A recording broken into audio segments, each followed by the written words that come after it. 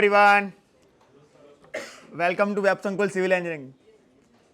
यादों की महफिल सजी आपसे है, यादों की महफिल सजी आपसे है, सफलता की ये कहानी लिखी आपसे है. वेलकम कहना छोटा लगेगा आज, वेलकम कहना छोटा लगेगा आज, क्योंकि आपके साथ से ही मिला है हमें ये ताज.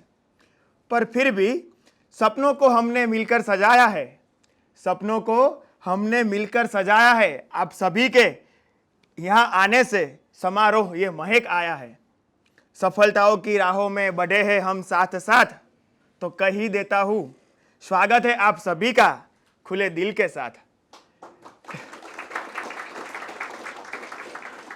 બધાનું ખૂબ ખૂબ હાર્દિક સ્વાગત છે આજના આ બહુ જ ખુશીના દિવસે. વેબ સંકુલ સિવિલ એન્જિનિયરિંગ માટે આજનો દિવસ એટલે ખરેખર ખૂબ ખુશીનો દિવસ છે. એ ખુશીના દિવસમાં આપ સૌએ હાજરી આપી એ બદલ આપ સૌનો આભાર છે. આજનું આ મજેદાર સેશન સ્ટાર્ટ કરીએ એ પહેલાં વેબ સંકુલના ડિરેક્ટરશ્રીનો ખૂબ ખૂબ આભાર વ્યક્ત કરીએ છીએ. આ ઉપરાંત આવેલા સર્વે મહાનુભાવો, સર્વે ચીફ ગેસ્ટ, એમનો પણ ખૂબ ખૂબ હાર્દિક સ્વાગત છે. અને આજનું આ સેશન જેના કારણે ખાસ બન્યું છે એવા તમામ પ્લાનિંગ આસિસ્ટન્ટ બની ગયેલા વિદ્યાર્થીઓ, જો કે હવે વિદ્યાર્થીઓ કહેવા ના જોઈએ, એવા ઓફિસરોનું પણ ખૂબ ખૂબ હાર્દિક સ્વાગત છે. અને ભવિષ્યના પણ ઘણા બધા ઓફિસરો જે હજી બેઠા છે એ બધાનું પણ ખૂબ ખૂબ હાર્દિક સ્વાગત છે.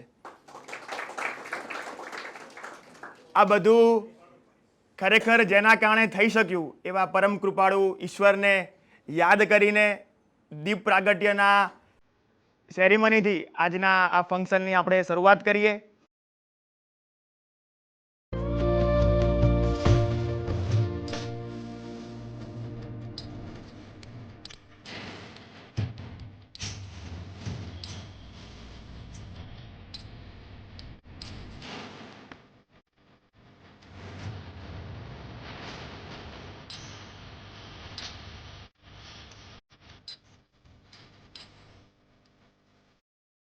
આજે આપણે બધા ખાસ બે ઉત્સવને લઈને મળ્યા છીએ. એમાંનું પહેલું આપણા માટે ખુશીનો ઉત્સવ કહી શકાય એવું, એટલે કે જે પણ વિદ્યાર્થીઓ સિવિલ એન્જિનિયરિંગ માટે જીપીએસસી ક્લાસ 1-2ની તૈયારી કરે છે, બરાબર, એમના માટે મસ્ત PYQ બુકનું લોન્ચિંગ આજના દિવસે આપણે કરવાના છીએ. અને બીજી પણ ઉત્સવની વાત છે, એની વાત થોડીક વાર રહીને પછી કરીએ. પણ આને આગળ વધારતા પહેલાં સૌથી પહેલાં શરૂઆત કરીએ વેબ સંકુલના ડિરેક્ટરશ્રીને હેન્ડ ઓવર કરીએ આગળ, કે આપ સૌને કંઈક બે શબ્દો કહીને માર્ગદર્શન આપે. તો વિકાસ સર.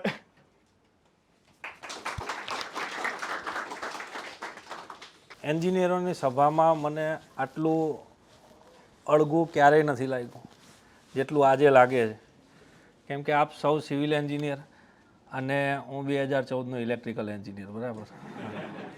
એટલે મને આજ કંઈક આમ થોડુંક વિચિત્ર લાગે છે. અને તમારા સૌની વચ્ચે આજે હું કંઈક બોલું તો દાળ આરે બિસ્કિટ ખાતા હોય એવું લાગે. પણ હા, એક નાનકડી વાત કહું, આજની સત્ય ઘટના કહું તમને. iPhone 13માં ગ્લિચ છે, ખબર છે તમને? ન્યૂઝમાં બી વચ્ચે આવ્યું iPhone 13માં કે અપડેટ થાય છે એટલે ફોન બગડી જાય છે, બંધ થઈ જાય છે. સેમ ઘટના આજે મારા જોડે થઈ. રાત્રે અલાર્મ મૂકીને સૂતો, એલાર્મ, તો આ ગુજરાતી પ્રોનાઉન્સ અલાર્મ થઈ ગયું છે. રાતે એલાર્મ મૂકીને સૂતો અને સવારે ફોન જ બંધ. 10 વાગે સીધી આંખ ખુલી. હર્ષિલ સાહેબને પહેલાં ફોન કર્યો કે સાહેબ મારે મોડું થઈ જશે, બરાબર, તમે પ્રોગ્રામ કન્ટિન્યુ કરજો. કે નાના સાહેબ તમે પહોંચી જાઓ તો વાંધો નહીં. પણ જેમ તેમ કરીને હું પહોંચી ગયો. કહેવાનો મતલબ એ છે કે એક EC એન્જિનિયર કે એક ઇલેક્ટ્રોનિક એન્જિનિયર કંઈક ભૂલ કરે તો તમારો દિવસ બગડી શકે. એપલ જેવી કંપની, બહુ મોટી કંપની, વિચારો કે એના એન્જિનિયરે ભૂલ કરી અને iPhone 13 જેટલા લોકો પાસે છે બધાને કંઈક ને કંઈક તકલીફ ઉઠાવવી પડી. પણ વિચારો સિવિલ એન્જિનિયર ભૂલ કરે તો બીજા દિવસે છાપામાં આવે, એ બહુ મોટી ન્યૂઝ આવે કે ભાઈ આ તકલીફ થઈ અને 100 જણાએ જીવ ગુમાવ્યો કે 50 જણાએ જીવ ગુમાવ્યો, આટલા લોકોને જાનહાનિ થઈ. આ હળવી વાતમાં ગંભીરતા કેટલી છે વિચારો તમે. કે તમારા લોકો ઉપર જવાબદારી બહુ પુષ્કળ હોય છે. જેટલા બી લોકો આમાંથી પાસ થયા છે, જેટલા બી લોકો ભવિષ્યમાં પાસ થવાના છે, મારી એક જ વાત છે કે કદાચ અમે લોકો ભૂલ કરીએ તો ચાલશે, આપ સૌ લોકોએ ભૂલ સ્વીકાર્ય નથી. એટલે તમે ભવિષ્યમાં જે પણ કંઈ કામ કરો એ પુષ્કળ જવાબદારીથી કરો અને ઈશ્વર, અલ્લાહ, જીસસ, તમે જેમાં માનતા હોય એ તમને સાચું કાર્ય કરવામાં મદદરૂપ થાય અને સાચું કાર્ય કરવા માટે દિશા આપે એવી પ્રાર્થના. Thank you. અને હર્ષલ સાહેબ, પેલું 15 વાળું જો હજી ચાલુ હોય તો મારે એડમિશન લેવું છે. Okay, thank you so much. હવે હું સ્વાગત કરવા માગું છું વેબ સંકુલ સિવિલ એન્જિનિયરિંગ. આમ તો ગુજરાતની અંદર સિવિલ એન્જિનિયરિંગનો જે પણ વિદ્યાર્થી હોય એના માટે વેબ સંકુલ સિવિલ એન્જિનિયરિંગ નહીં, આન બાન અને શાન એવા હર્ષિલ સરનું નામ ન સાંભળ્યું હોય એવું બની ના શકે. ગુજરાતના છેવાડામાં રહીને તૈયારી કરવાવાળા વિદ્યાર્થીને પણ હર્ષિલ સરનું નામ ન ખબર એવું બની ના શકે. એટલે આગળના સેશન માટે હું સ્વાગત કરવા માગું છું આપણા હર્ષિલ સરનું. એમનું પણ તાળીઓના ગડગડાટથી આપણે હાર્દિક સ્વાગત કરીએ.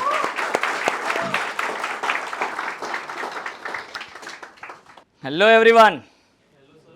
A very good morning to all of you. મારો અવાજ બરાબર આવે છે ને? બરાબર છે, ચલો સરસ. ઓનલાઈનમાં am I audible, visible properly to all of you? બરાબર ને? વિનર્સ વાળા તો રોજ સવારે આ સાંભળે નહીં? દિવસમાં 3 વાર કે આ માણા આવે એટલે શરૂઆત આનાથી જ કરે. am I audible, visible? ચલો સરસ. તો વેબસંકુલ સિવિલ એન્જિનિયરિંગ આજના દિવસે સરસ મજાના 2 ફંક્શનને સેલિબ્રેટ કરવા જઈ રહ્યું છે. એમાંનું પહેલું એટલે કે ઘણા સમયથી જે બુક ઉપર અમે કામ કરી રહ્યા હતા, જીપીએસસી ક્લાસ 1 and 2 તથા ક્લાસ 2ની પ્રીવિયસ યર્સ ક્વેશ્ચનની subject wise, chapter wise separated PYQ book છેલ્લા 4 મહિનાથી અમે આ બુક પર કામ કરી રહ્યા હતા અને ફાઇનલી આજે એ બુકને આપણે લોન્ચ કરવા જઈ રહ્યા છીએ. અને આમ તો જનરલી બુકનું લોન્ચિંગ કરવા માટે આટલા બધા લોકો એકસાથે ભેગા થાય એવું ક્યારેક જ બને. વિકાસ સર પણ આપણી સાથે હાજર છે. તો આ બુક લોન્ચ કરવાનો એક અનેરો આનંદ મળશે કે આટલા બધા વિદ્યાર્થી મિત્રો જે ભવિષ્યમાં આ બુકથી પોતાના ક્લાસ 2 અને ક્લાસ 1 અધિકારી બનવાની જે જર્ની છે એ અહીંયાથી આ બુકની મદદથી કમ્પ્લીટ કરવાના છે. આ બુકની આપણે થોડીક વિશેષતાઓની પણ વાત કરીશું, પણ સૌપ્રથમ આ બુક બનાવવા માટે બહુ મોટી ટીમ છે. ઘણીવાર હું કહેતો હોઉં લેક્ચર્સમાં કે તમને ફ્રન્ટમાં 3 કે 4 જણા દેખાતા હોય, પણ એની પાછળ, પડદા પાછળની, સ્ટેજ પાછળની જે ટીમ છે ને એના વગર એ વસ્તુ શક્ય નથી હોતી. જેમ કે આજના જ સેશનની આપણે વાત કરી લઈએ કે તમને 4-5 ચહેરા દેખાતા હોય, પણ આ તૈયારી પાછળ જે આપણી આટલી મોટી ટીમ છે, વિડીયોની જે ટીમ છે, એડિટિંગ ટીમ જે છે, ટાઈપિંગ ટીમ જે છે, પ્રેઝન્ટેશન બનાવવાવાળી જે ટીમ છે, એના વગર અમારા લેક્ચર્સ, અમારી આ બુક, કંઈ પણ વસ્તુ ઇમ્પોસિબલ હોય છે. એટલે આ બુક બનાવવા પાછળ વેબસંકુલની typing team, design team, management ટીમનો બહુ મોટો ફાળો છે. તો આપણે સૌપ્રથમ એમનો આભાર વ્યક્ત કરીશું. એમના વગર આ બુક બનવી પોસિબલ નથી. તથા વેબસંકુલ સિવિલ એન્જિનિયરિંગમાં મારા સાથી મિત્રો એવા પ્રકાશ સર, પિન્ટુ સર, ફેની મેમ, આદિત્ય, અભિષેક, કે જેમણે આ બુકને મિનિમમ 5 વાર માસ્ટર પ્રૂફ રીડિંગ, જેને માસ્ટર પીઆર કહીએ આપણે, બુક બન્યા પછી પણ એ કર્યું છે. અને એવો પ્રયત્ન અમે કર્યો છે કે આ બુકમાં બને એટલી એરર ઓછી હોય. બાકી મેન્યુઅલ એરર તો રહેવાની છે અને એના માટે જ અમે કોન્ટેક્ટ નંબર પણ આપ્યો છે કે જેથી કરીને તમારા જે પણ કંઈ સજેશન્સ હોય આ બુકના રિલેટેડ એ તમે એ નંબર પર મોકલી શકો છો અને આપણે આપણા નવા એડિશનમાં એને સુધારીશું. પણ 5 વાર માસ્ટર પીઆર કરીને આ બુકને બને એટલી ઓછી એરરવાળી બનાવવાનો પ્રયત્ન કર્યો છે અને આ ટીમ વગર એ વસ્તુ પોસિબલ નથી. એટલે ફ્રન્ટમાં 1-2 જણ દેખાતા હોય પણ પાછળ બહુ મોટી ટીમ હોય છે. એટલે એમનો આભાર વ્યક્ત કરવો એ સૌપ્રથમ જરૂરી છે. સો ફાઇનલી આપણે બુકના લોન્ચિંગ તરફ આગળ વધીએ, રાઈટ?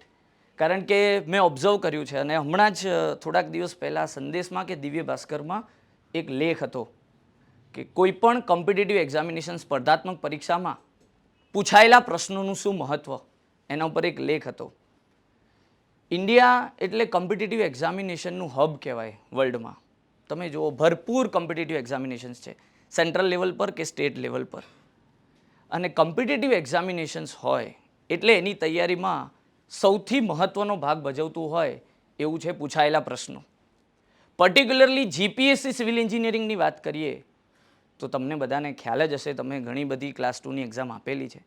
જે નવા વિદ્યાર્થી છે જેમને ખ્યાલ નથી એમને હું લેક્ચરમાં પણ કહેતો હોઉં છું ફરી એકવાર કે મિનિમમ 30% ક્વેશ્ચન, ટોટલ 200 માર્ક્સનું આપણું ટેકનિકલ આવતું હોય છે એઈમાં, મિનિમમ 30% ક્વેશ્ચન્સ પૂછાયેલા પ્રશ્નોમાંથી જ હોય છે. એટલે આપણા માટે આ પીવાયક્યુ ક્વેશ્ચન્સનું ઇમ્પોર્ટન્સ કેટલું વધી જાય છે આપણને ખ્યાલ છે. પૂછાયેલો જ પ્રશ્ન પેપરમાં દેખાય એનાથી ફાયદો એ થાય કે સમય ઓછો બગડે અને સારા એવા કોન્ફિડન્સથી આપણે આન્સર ટીક કરી શકીએ. બાકી આપણને ખબર છે કે પેપરમાં ક્વેશ્ચન દેખાય, આપણને આવડતો બી હોય પણ ડગુમગુ થતા હોઈએ કે આ આવશે કે આ આવશે. ડાર્સીઝ લોનો ક્વેશ્ચન હોય, સીપેજ વેલોસિટી આવશે કે ડિસ્ચાર્જ વેલોસિટી આવશે, આમાં કન્ફ્યુઝન થતું હોય. ખબર એટલી હોય કે વી ચલે છે આઈ એટલે વી એટલે વેલોસિટી તો આવવાનું છે, પણ કઈ વેલોસિટી, ડિસ્ચાર્જ કે સીપેજ, આવા કન્ફ્યુઝન આપણને રહેતા હોય.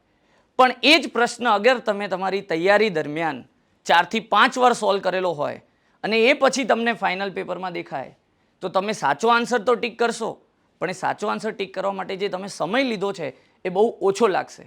જેથી કરીને બચેલો સમય આપણે આગળ જે કોઈ કોમ્પ્લિકેટેડ ક્વેશ્ચન પૂછાયેલો છે, ટ્વિસ્ટેડ ક્વેશ્ચન્સ પૂછાયેલો છે, એમાં એ સમય ઇન્વેસ્ટ કરી શકશું. એટલે પીવાયક્યુ સોલ્વ કરવા પાછળનો હેતુ આ જ હોય છે કે પેપરમાં 30% ક્વેશ્ચન તો એવા હોવા જોઈએ કે જેના માટે હું 36 સેકન્ડ નથી લેવાનો. સિવિલ એન્જિનિયર્સને ખબર છે કે આઈડિયલી એઈમાં એની જોડે એક ક્વેશ્ચન માટે 36 સેકન્ડ છે, કારણ કે 3 કલાકમાં 300 ક્વેશ્ચન, જીએસના 100 અને ટેકનિકલના 200, એટલે આઈડિયલી આપણી જોડે 36 સેકન્ડ હોય પર ક્વેશ્ચન. પણ આપણને ખબર છે કે શું એન્જિનિયરિંગનો દરેક ક્વેશ્ચન 36 સેકન્ડમાં સોલ્વ કરવો પોસિબલ છે? તો ના. 10 ક્વેશ્ચન એવા બી હશે પેપરમાં કે જે તમારી 2 મિનિટ ખાઈ જશે. તો એના માટેનો સમય ક્યાંથી લાવવો? તો આ પીવાયક્યુ સોલ્વ કરેલા ક્વેશ્ચન્સ જે છે એમાંથી જે સમય બચે છે, પીવાયક્યુથી સોલ્વ કરેલો ક્વેશ્ચન હું 6 સેકન્ડમાં સોલ્વ કરી દઉં છું તો એની જે મારી 30 સેકન્ડ બચી એ હું પેલા ક્વેશ્ચનમાં ઇન્વેસ્ટ કરીશ. એટલા માટે પીવાયક્યુનું એક અલગ જ મહત્ત્વ છે જીપીએસસી સિવિલ એન્જિનિયરિંગમાં, અને કોઈ પણ કોમ્પિટિટિવ એક્ઝામિનેશનમાં તો હોય જ છે. સો ફાઇનલી હવે આપણે આપણી બુકને લોન્ચ કરીએ અને એના ફ્રન્ટ પેજને આપણે રિવીલ કરીએ. એના માટે હું વિકાસ સરને તથા ચીફ ગેસ્ટને ઇન્વાઇટ કરું.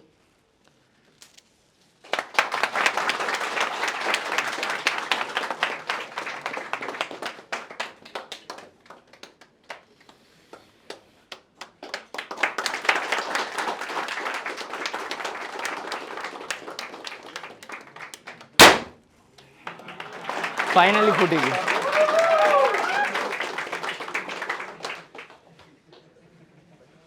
ઘણા બધા વિદ્યાર્થીઓના મેસેજ આવતા હતા ઘણા સમયથી.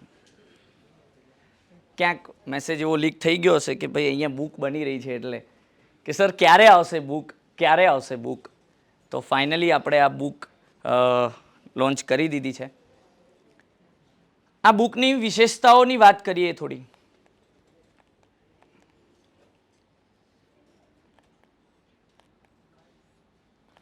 આ બુકની વિશેષતાઓની વાત કરીએ તો આ બુકમાં આપણે 40થી વધારે જીપીએસસીના પ્રીવિયસ યર્સ ક્વેશ્ચન્સને કલેક્ટ કર્યા છે, જે છેલ્લા 10 વર્ષમાં જીપીએસસીએ એક્ઝામ કન્ડક્ટ કરી છે. એ 2014થી લઈને 2024, પણ 24માં કોઈ ક્લાસ 2ની એક્ઝામ આપણને ખબર છે કે કન્ડક્ટ નથી થઈ. તો 40થી વધારે પ્રીવિયસ યર્સ ક્વેશ્ચન્સ છે. કોમ્પ્રિહેન્સિવલી આપણે 2014થી લઈને 23 સુધીના જે ક્વેશ્ચન્સ પેપર છે એને subject wise, chapter wise separate કર્યા છે. અને સબ્જેક્ટ વાઇઝ અને ચેપ્ટર વાઇઝ એવી રીતે સેપરેટ કર્યા છે કે જે પેટર્નથી આપણે આપણી બેચમાં ચાલવાના છીએ. જેમ કે ઘણા એવા સિવિલ એન્જિનિયરિંગમાં ટોપિક છે લાઇક વેલ હાઇડ્રોલિક્સ. આપણને ખબર છે કે વેલ હાઇડ્રોલિક્સ ટોપિક એ 3 સબ્જેક્ટમાં આવી શકે. તમે એને હાઇડ્રોલોજીમાં પણ ભણી શકો, તમે એને સોઇલ મિકેનિક્સમાં પણ ભણી શકો, તમે એને એન્વાયરમેન્ટલ એન્જિનિયરિંગમાં પણ ભણી શકો. આપણે આપણી બેચમાં હાઇડ્રોલોજીમાં ભણાવીએ છીએ તો એના ક્વેશ્ચન્સ હાઇડ્રોલોજીમાં મૂકેલા હશે. મતલબ બેચના વિદ્યાર્થીને જે રીતે આપણે ક્લાસમાં ભણવાના છીએ એ જ પેટર્નથી એ ક્વેશ્ચન્સ અહીંયા subject wise chapter wise separate કરેલા છે. એના પછી જોઈએ 7200થી વધારે ક્વેશ્ચન્સ છે, 7200થી પણ વધારે ક્વેશ્ચન્સ છે છેલ્લા 40 વર્ષના પેપરના. આ જે ફાઇનલ આન્સર કી છે એના માટે એક સરસ મજાની વાત કરું, કારણ કે અમે આ બુક બનાવતા હતા ત્યારે અમને ઘણી બધી નવી વસ્તુઓ જોવા મળી જે કદાચ મેં મારી અત્યાર સુધીની જર્નીમાં નથી જોઈ. જેમ કે તમારી સાથે એક એક્સપિરિયન્સ શેર કરું. એક ક્વેશ્ચન હતો જીપીએસસીનો, જે ક્વેશ્ચન 2020-21ના પેપરમાં પૂછાયેલો હતો. એ ક્વેશ્ચનની ફાઇનલ આન્સર કીમાં જે આન્સર હતો એ રોંગ હતો ફાઇનલ આન્સર કીમાં. એ જ ક્વેશ્ચન 2023ની કોઈક એક્ઝામમાં પૂછાયો અને એની ફાઇનલ આન્સર કીમાં જે કન્સેપ્ચ્યુઅલી કરેક્ટ આન્સર છે એ આવી ગયો છે. મતલબ તમે સમજો કે એઝ અ સ્ટુડન્ટ અગર તમે અલગ અલગ પેપર લઈને બેસો છો ને સોલ્વ કરો છો, ચલો હું તો કહું કે તમે ફાઇનલ આન્સર કીવાળા પેપર્સ લઈને બેસો છો, પણ તમારાથી અગર જેમ કે મેં કીધું એમ 2023વાળું પેપર મિસ થઈ ગયું હોય, કલેક્ટ ના થયું હોય અને પેલું 2020-21વાળું પેપર તમે લઈને બેઠા હોય, હવે એ ક્વેશ્ચનનો ફાઇનલ આન્સર કીમાં જે આન્સર છે એ રોંગ છે, જે 2023ના પેપરમાં કરેક્ટ થઈ ગયો છે. તો અમે આ બુકમાં એ પણ વસ્તુઓનું ધ્યાન રાખ્યું છે કે લેટેસ્ટ ફાઇનલ આન્સર કીઝ પ્રમાણે જે આન્સર આવે એ કર્યા છે. જેમ કે કોઈ ક્વેશ્ચન પહેલાં બી પૂછાયેલો હોય ને પછી પૂછાયો હોય તો જે લેટેસ્ટ એની ફાઇનલ આન્સર કીમાં આન્સર હોય એ લખ્યું છે. હજુ ઘણીવાર એવું થયું છે કે લેટેસ્ટ એક્ઝામમાં પૂછાયેલી ફાઇનલ આન્સર કીમાં પણ આન્સર કન્સેપ્ચ્યુઅલી રોંગ હોય છે. આપણને ખબર છે જીપીએસસીમાં કેવું છે, જ્યાં સુધી તમે સામેથી પ્રૂફ ના મોકલાવો તો કરેક્ટ નથી થતું, મોકલાયા પછી એ નહીં થતું. હમણાં જ જોયું મેં રિસન્ટલી એએમસીની મેં એક પીડીએફ બહાર પાડી હતી આપણે ટેલિગ્રામમાં કે કેટલા ક્વેશ્ચન્સમાં પ્રોબ્લેમ છે પ્રૂફ સાથે. 4 ક્વેશ્ચનનું અમે મોકલ્યું હતું, એમાંથી એ લોકોએ 2 જ ક્વેશ્ચન કરેક્ટ કર્યા છે. હજુ 2 ક્વેશ્ચન એવા છે કે જેમાં પ્રોબ્લેમ છે. તો અમે અહીંયા નોટ પોઈન્ટ પણ લખી છે કે આ ક્વેશ્ચનનો કન્સેપ્ચ્યુઅલ આન્સર આ છે અને જીપીએસસીએ ફાઇનલ આન્સર કીમાં આ કન્સિડર કર્યું છે, સો દેટ સ્ટુડન્ટને એ પણ ધ્યાનમાં રહે કે કન્સેપ્ચ્યુઅલી તો આ જ આવે છે. એટલે ઘણીવાર કેવું થાય કે તમે સોલ્વ કરતા હોય અને તમારા કન્સેપ્ટ પ્રમાણે જે આન્સર આવતો હોય એ ફાઇનલ આન્સર કીમાં ના હોય તો આપણે કન્ફ્યુઝ થઈએ. તો એ વસ્તુ પણ અહીંયા મેન્શન કરીને આપેલી છે. એના પછી નાની નાની ઝીણવટપૂર્વક વસ્તુઓનું બી ધ્યાન રાખ્યું છે, જેમ કે જે ક્વેશ્ચન્સ જીપીએસસી કેન્સલ કર્યા છે એના વિશે શું, તો એના વિશે પણ અમે નોટ પોઈન્ટ લખેલી છે કે આ ક્વેશ્ચન્સમાં શું એરર છે અને શા માટે કેન્સલ કરેલો છે. આ બધી જ વસ્તુ અંદર ડિટેલિંગમાં આપેલી છે. એના પછી બધા જ 18 સબ્જેક્ટને કવર કર્યા છે. હવે 18 સબ્જેક્ટ એટલે સમજો તમે, ટ્રાન્સપોર્ટેશન એન્જિનિયરિંગ જે છે એને મેં ખાલી ટ્રાન્સપોર્ટેશન એન્જિનિયરિંગના જેમ નહીં, એની અંદર bridge engineering, airport engineering, railway engineering question separate કરીને આપ્યા છે. આ એટલા માટે કે વિદ્યાર્થીઓ કેવું કરતા હોય છે કે ભાઈ સર સિલેબસમાં રેલવે છે એટલે મારે તો બહુ વાંચવું જ પડશે, આવું આપણને હોય. પણ જ્યારે તમે એના પીવાયક્યુ જુઓ ને ખબર પડે કે ભાઈ 2 જ ક્વેશ્ચન પૂછાયેલા છે તો તમને એ આઈડિયા આવે કે એને કેટલો એફર્ટ આપવો. એરપોર્ટ એન્જિનિયરિંગના પીવાયક્યુ જુઓ, છેલ્લા 40 ક્વેશ્ચન પેપર એટલે છેલ્લા 10 વર્ષના ક્વેશ્ચન પેપર જુઓ, તમને આઈડિયા આવે કે આ પર્ટિક્યુલર ટોપિકમાં આ પર્ટિક્યુલર સબ્જેક્ટમાં કેટલા ક્વેશ્ચન્સ પૂછાયા છે, એના ઉપરથી એને કેટલું ઇમ્પોર્ટન્સ આપવું. હું ઘણીવાર કહેતો હોઉં છું કે કોઈ પણ સબ્જેક્ટના કોઈ પણ ટોપિકને કોઈ પણ ચેપ્ટરને ટોટલી સ્કીપ ના કરવો જોઈએ, કારણ કે એની બેસિક વસ્તુઓ બી પૂછાઈ ગઈ તો પ્રોબ્લેમ થઈ જશે, આપણને નહીં આવડે ટોટલી સ્કીપ કર્યું હશે તો. તો કયા સબ્જેક્ટના કયા ચેપ્ટરના કયા ટોપિકને કેટલી ડેપ્થ સુધી ભણવો એનો રસ્તો કોણ બતાવશે? સપોઝ કે કોઈ સેલ્ફ સ્ટડી કરતો સ્ટુડન્ટ છે તો એનો એ રસ્તો કોણ બતાવશે? તો એ પીવાયક્યુ બુકના અંદર જે દરેક chapter wise topic wise questions આપેલા છે એને રસ્તો બતાવશે. જેમ કે જીઓટેકમાં ઇન્ડેક્સ પ્રોપર્ટીઝ ઓફ ધ સોઇલના તમે ક્વેશ્ચન્સ જુઓ એટલે હાઈએસ્ટ નંબરમાં હોય તો તમને એટલો આઈડિયા આવી જાય કે સોઇલની અંદર જે ટોટલ 17 ચેપ્ટર છે એમાંથી આ ઇન્ડેક્સ પ્રોપર્ટીને મારે સૌથી વધારે ઇમ્પોર્ટન્સ આપવાનું છે. કારણ કે ત્યાંથી સૌથી વધારે ક્વેશ્ચન પૂછાય છે. અને સ્ટેબિલિટી ઓફ સ્લોપમાંથી તમને 15 ક્વેશ્ચન દેખાય. હવે છેલ્લા 10 વર્ષમાં જો એમાંથી 15 ક્વેશ્ચન જ આવ્યા છે, છેલ્લા 40થી વધારે ક્વેશ્ચન્સ પેપરમાં એમાં 15 જ ક્વેશ્ચન આવ્યા છે, તો મને એ વસ્તુનો આઈડિયા રહે કે મારે એને કેટલું ઇમ્પોર્ટન્સ આપવાનું છે. ભણવાનું બધું જ છે, સ્કીપ કશું જ નથી કરવાનું, પણ કોને કેટલી ડેપ્થમાં ભણવું એનો આઈડિયા PYQ પરથી આવે. GTUની તૈયારી તમારી યાદ કરો, શું કરતા હતા? હું બી ત્યાંથી જ અહીંયા આવ્યો છું, ઘણીવાર હું કહેતો હોઉં. શું કરતા હતા આપણે? જ્યાં લાંબી લાઈન દેખાય એ ક્વેશ્ચન કરવાનો. ટ્રાન્સપોર્ટેશનમાં PIEV થિયરી કરવાની જ, કારણ કે ત્યાં લાંબી લાઈન છે. પછી કોઈ થિયોરિટિકલ સબ્જેક્ટ હોય, કોન્ક્રીટ ટેકનોલોજી જેવો કે કોઈ બી, ફેક્ટર્સ અફેક્ટિંગ તો કરવાના જ. એ તો GTUને બહુ ગમે. તો ત્યાં બી આપણે PYQ ઉપર જ ડિપેન્ડન્ટ હતા. તમને કદાચ યાદ હોય, ગુજકેટની કે ગુજસેટની એક્ઝામ આપેલી હોય, IIT JEEની એક્ઝામ આપેલી હોય, નીટની એક્ઝામ આપેલી હોય, ગેટની તૈયારી કરેલી હોય, PYQ બુક કેટલી ફેમસ હોય છે, કારણ એ તમને રસ્તો બતાવે છે કે તમારે કઈ ડિરેક્શનમાં તમારી તૈયારી લઈ જવાની છે. બાકી સિલેબસમાં ખાલી એટલું લખીને આપી દે કે SOM, FM, કેટલા મોટા દરિયા જેવડા સબ્જેક્ટ છે, એને કઈ રીતે તમે બાઉન્ડ કરશો. તો આ તમને PYQ બુક ઉપરથી એ વસ્તુનો આઈડિયા આવે છે. Subject wise, chapter wise separated questions છે, આપણે વાત થઈ એ પ્રમાણે. Verified by expert faculties, verify કર્યા છે. મેં તમને કીધું એમ બુક બન્યા પછી, આઈ થિંક અમારી બુક બની ગઈ હતી જુલાઈ એન્ડમાં, બરાબર ને? જુલાઈ એન્ડમાં બુક વોઝ રેડી. એના પછી 5 વાર માસ્ટર PR કર્યું છે. સમય લીધો છે કે ભાઈ એવું નહીં કે ચલો બુક રેડી થઈ ગઈ છે તો હવે સીધી માર્કેટમાં ઠોકી જ દઈએ, રાઈટ? સમય લીધો છે એના પાછળ. 5 વાર માસ્ટર PR કર્યા છે અને હજુ સંતોષ તો નથી જ થતો કે હજુ એકવાર જોઈ લઈએ, હજુ એકવાર જોઈ લઈએ. તમારી તૈયારી જેવું છે. ગમે એટલી સરસ તૈયારી કરી હોય પણ એક્ઝામના આગલા દિવસે તો શું થાય કે આ ભૂલાઈ જશે તો પેલું ભૂલાઈ જશે તો. બસ આ બુકમાં પણ એવું જ છે, એ અમે ફીલ કર્યું છે. એના પછી એક આ સરસ મજાની વસ્તુ આ બુકમાં મેં એડ કરી છે. અહીંયા તમે જોઈ શકો છો, ફ્રી ઈ બુક લખેલું છે. આગળ પણ તમને ફ્રન્ટમાં પણ દેખાશે ફ્રી ઈ બુક. આ શું છે ફ્રી ઈ બુક? આનો જે પાછળનો સાઈડ છે, બેક સાઈડ, જરાક હું તમને બતાવું. આનો જે બેક સાઈડ છે આ બુકનો, અહીંયા એક QR કોડ છે, સ્કેન મી કરીને. આ QR કોડ તમે સ્કેન કરશો એટલે તમને શું મળશે? તો એ જ GPSCના સિવિલ એન્જિનિયરિંગના છેલ્લા જે 40થી વધારે ક્વેશ્ચન્સ પેપર છે એના જનરલના સબ્જેક્ટ્સના questions, that to subject wise separated. Mix તો તમને મળી જાય કે ભાઈ તમે 100 ક્વેશ્ચન અલગ કરી દો તો તમને મળી જાય પેપર કલેક્ટ કરીને. સબ્જેક્ટ વાઇઝ સેપરેટેડ, અને સબ્જેક્ટ વાઇઝ પણ એવી રીતે સેપરેટેડ જેમ કે તમને ખ્યાલ હોય તો હમણાં GMCનો સિલેબસ આવ્યો છે, જોયો છે બધાએ? એમાં આપણા GSમાં બહુ મોટા ફેરફારો થયા છે. નાના ફેરફાર નહીં થયા, બહુ મોટા ફેરફાર થયા છે.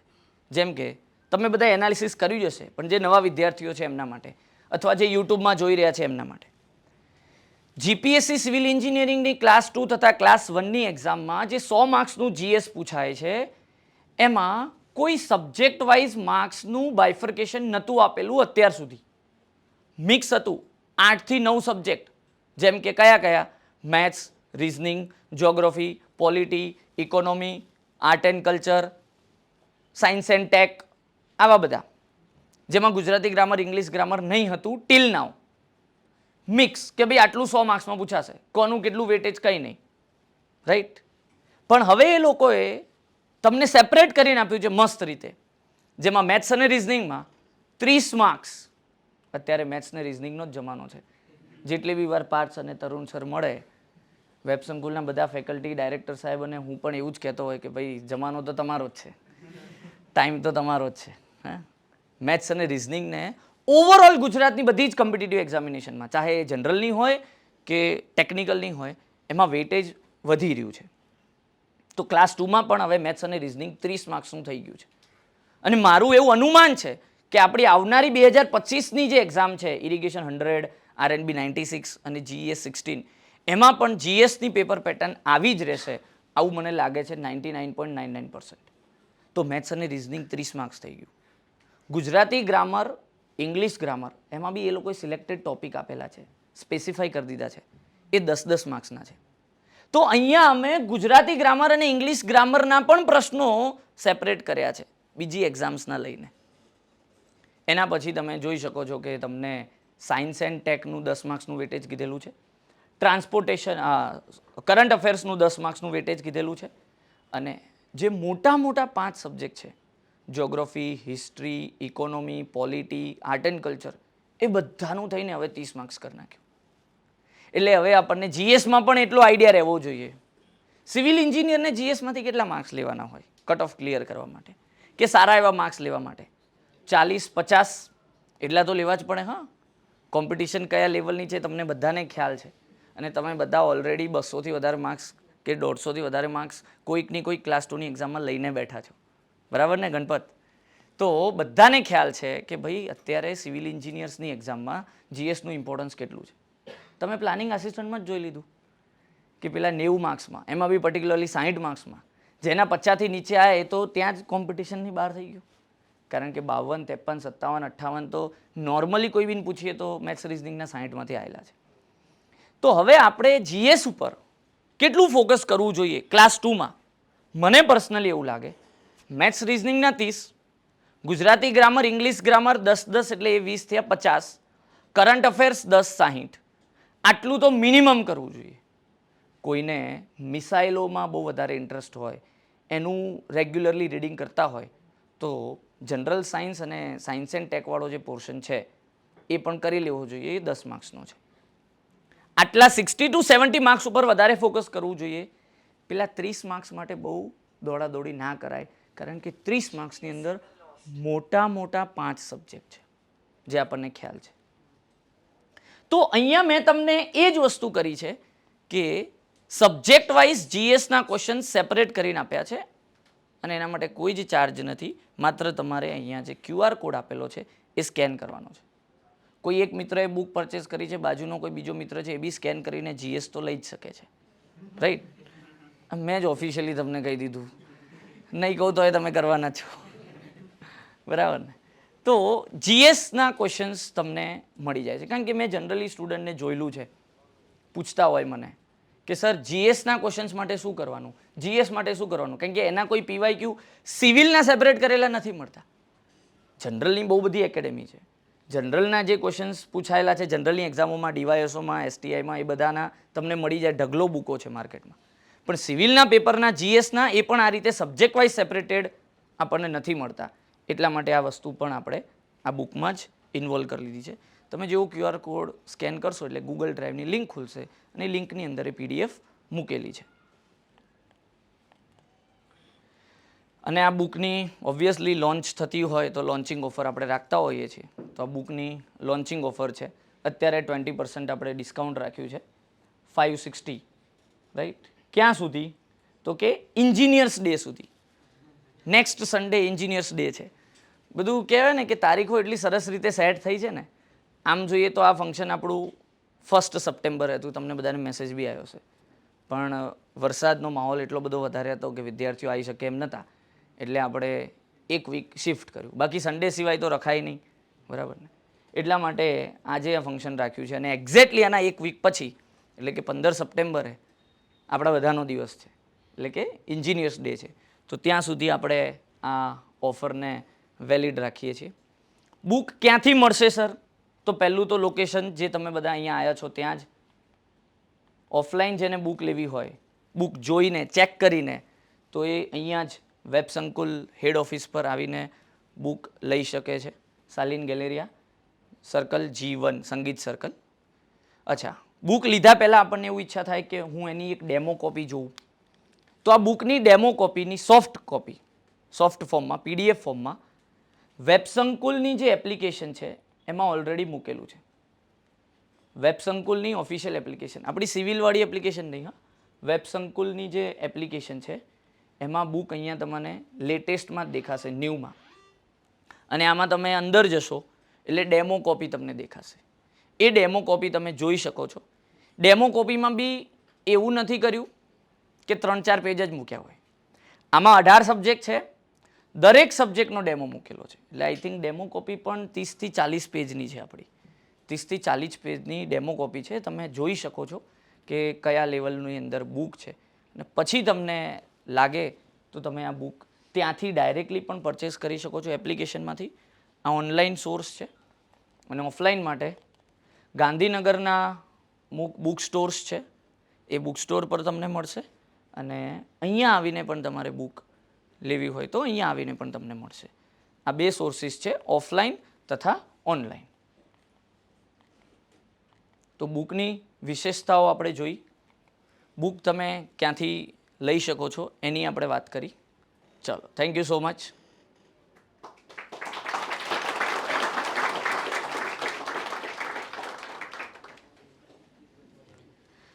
ચાલો, તો હવે આપણે આગળ વધીએ. Congratulations to all planning assistants who are selected for Super Class 3. તો એકવાર તમારા માટે તાળીઓ થઈ જાય.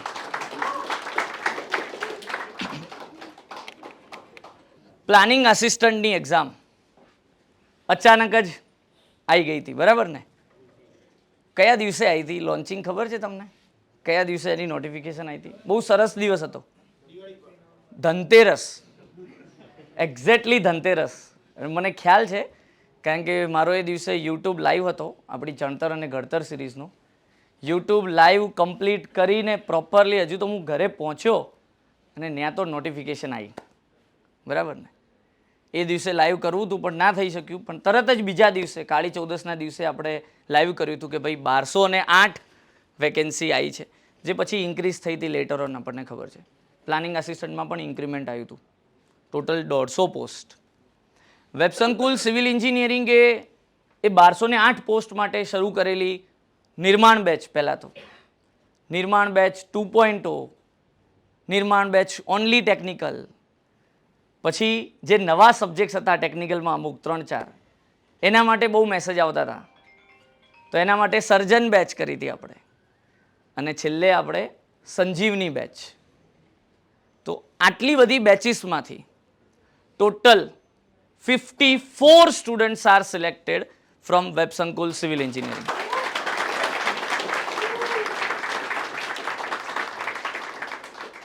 અને આ 54 સ્ટુડન્ટ બેચના નામ સાથે આપણે પોસ્ટર મૂક્યા છે, તમને બધાને ખ્યાલ છે. અને એમાં પણ જે રેન્ક 1 છે, હર્ષ શાહ, એ પણ આપણી સંજીવની બેચ સાથે જોડાયેલા હતા.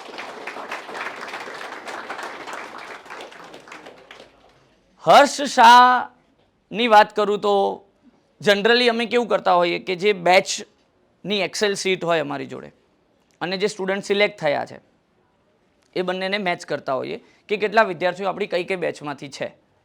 તો સમહાવ હર્ષ શાહનું નામ અમારી એક્સેલ સીટમાં અને રિઝલ્ટની સામે જે કમ્પેર કરવામાં છે એમાં મેન્યુઅલ એરરના લીધે અમારા ધ્યાન બહાર નીકળી ગયું. અમને ખ્યાલ જ નહીં કે રેન્ક 1 આપણી જ કોઈ બેચમાંથી છે. એટલે આપણે બીજા બધા વિદ્યાર્થીઓના તો પોસ્ટર મૂક્યા હતા. પણ પછી હર્ષનો મેસેજ આવેલો કે સર, હું પણ તમારી જ બેચમાંથી છું. મેં કીધું ये क्या हो गया? Rank 1, how can we miss this? બરાબર ને? આઈ થિંક એનું બસ આ તમારું લંચ બ્રેક આપેલો ને વિનર્સ બેચનો, હા બસ લંચ બ્રેકમાં જ. અને એના પછી આપણે સેશન બી કન્ટિન્યુ નહોતો કર્યો. તો એટલી બધી ખુશી થઈ ગઈ એટલે સેશન કન્ટિન્યુ નહોતો કર્યો. એકચ્યુઅલીમાં એ મળવા આવવાનો હતો, એ અમારે વાત થઈ હતી, બરાબર? પછી અમે મળ્યા બી હતા, ઘરે આવ્યો તો એનો મેસેજ આવ્યો કે સર, હું બી તમારી એક સંજીવની બેચનો જ સ્ટુડન્ટ છું. અને પછી ખબર પડી. હવે તમને બધાને ખ્યાલ હશે, જેમણે સંજીવની બેચ, સર્જન બેચ, નિર્માણ બેચના લેક્ચર જોયેલા હશે એમને, કે આપણે એક એનાઉન્સમેન્ટ કરી હતી. એ એનાઉન્સમેન્ટ જરાક આપણે સાંભળીએ. હા, જે રેન્ક 1 લાવશે, અચ્છા ભાઈ, એ સપોઝ મેં એનાઉન્સમેન્ટ ના કરી હોય તો એ તમને કરી દઉં. હા, એ એનાઉન્સમેન્ટ સપોઝ કે આપણે ના થઈ હોય અથવા કોઈના ધ્યાન બહાર જતું રહે તો એ તમને કહી દઉં. જે પણ રેન્ક 1 લાવશે, આપણી 5 એક્ઝામ અલગ અલગ છે ને, જે પણ રેન્ક 1 લાવશે, રેન્ક 1, બરાબર ને, જે પણ રેન્ક 1 લાવશે એને લેટેસ્ટ આઈફોન શેમાં રેન્ક 1 લાવવાનું? એક્ઝામમાં, મેઇન એક્ઝામમાં, ફાઇનલ એક્ઝામમાં ભાઈ, એવું છે તો મારે દેવી. એક્ઝામમાં જે રેન્ક 1 લાવશે, રેન્ક 1, સર્વેયર ની એક્ઝામ છે તો એમાં રેન્ક 1, સર્વેયર મહેસૂલ છે તો એમાં રેન્ક 1, પ્લાનિંગ આસિસ્ટન્ટ છે તો રેન્ક 1, વર્ક આસિસ્ટન્ટ છે તો રેન્ક 1, જે રેન્ક 1 લાવશે એને લેટેસ્ટ આઈફોન, બરાબર છે, તો એ એમને વેબસંકુલ સિવિલ એન્જિનિયરિંગ તરફથી ડેફિનેટલી મળશે, મારા તરફથી તમને 100% એ મળશે, રેન્ક 1. અને 5 અલગ અલગ એક્ઝામ છે તો 5 અલગ અલગ જણ રેન્ક 1 લાવશે તો હું 5 આઈફોન આપીશ. 6-7 લાખનો ખર્ચો છે. પાક્કું 100%. એ આપણે આપવાનું છે. રેન્ક 1 જોઈએ, હા, પણ રેન્ક 1. હા, અને કોઈ એક જ માણસ સપોઝ કે 5 લાવી દેશે તો એ 5 આઈફોન એને મળશે. તો સાહેબ એને પછી કદી ફોરેન આપી દેવાય.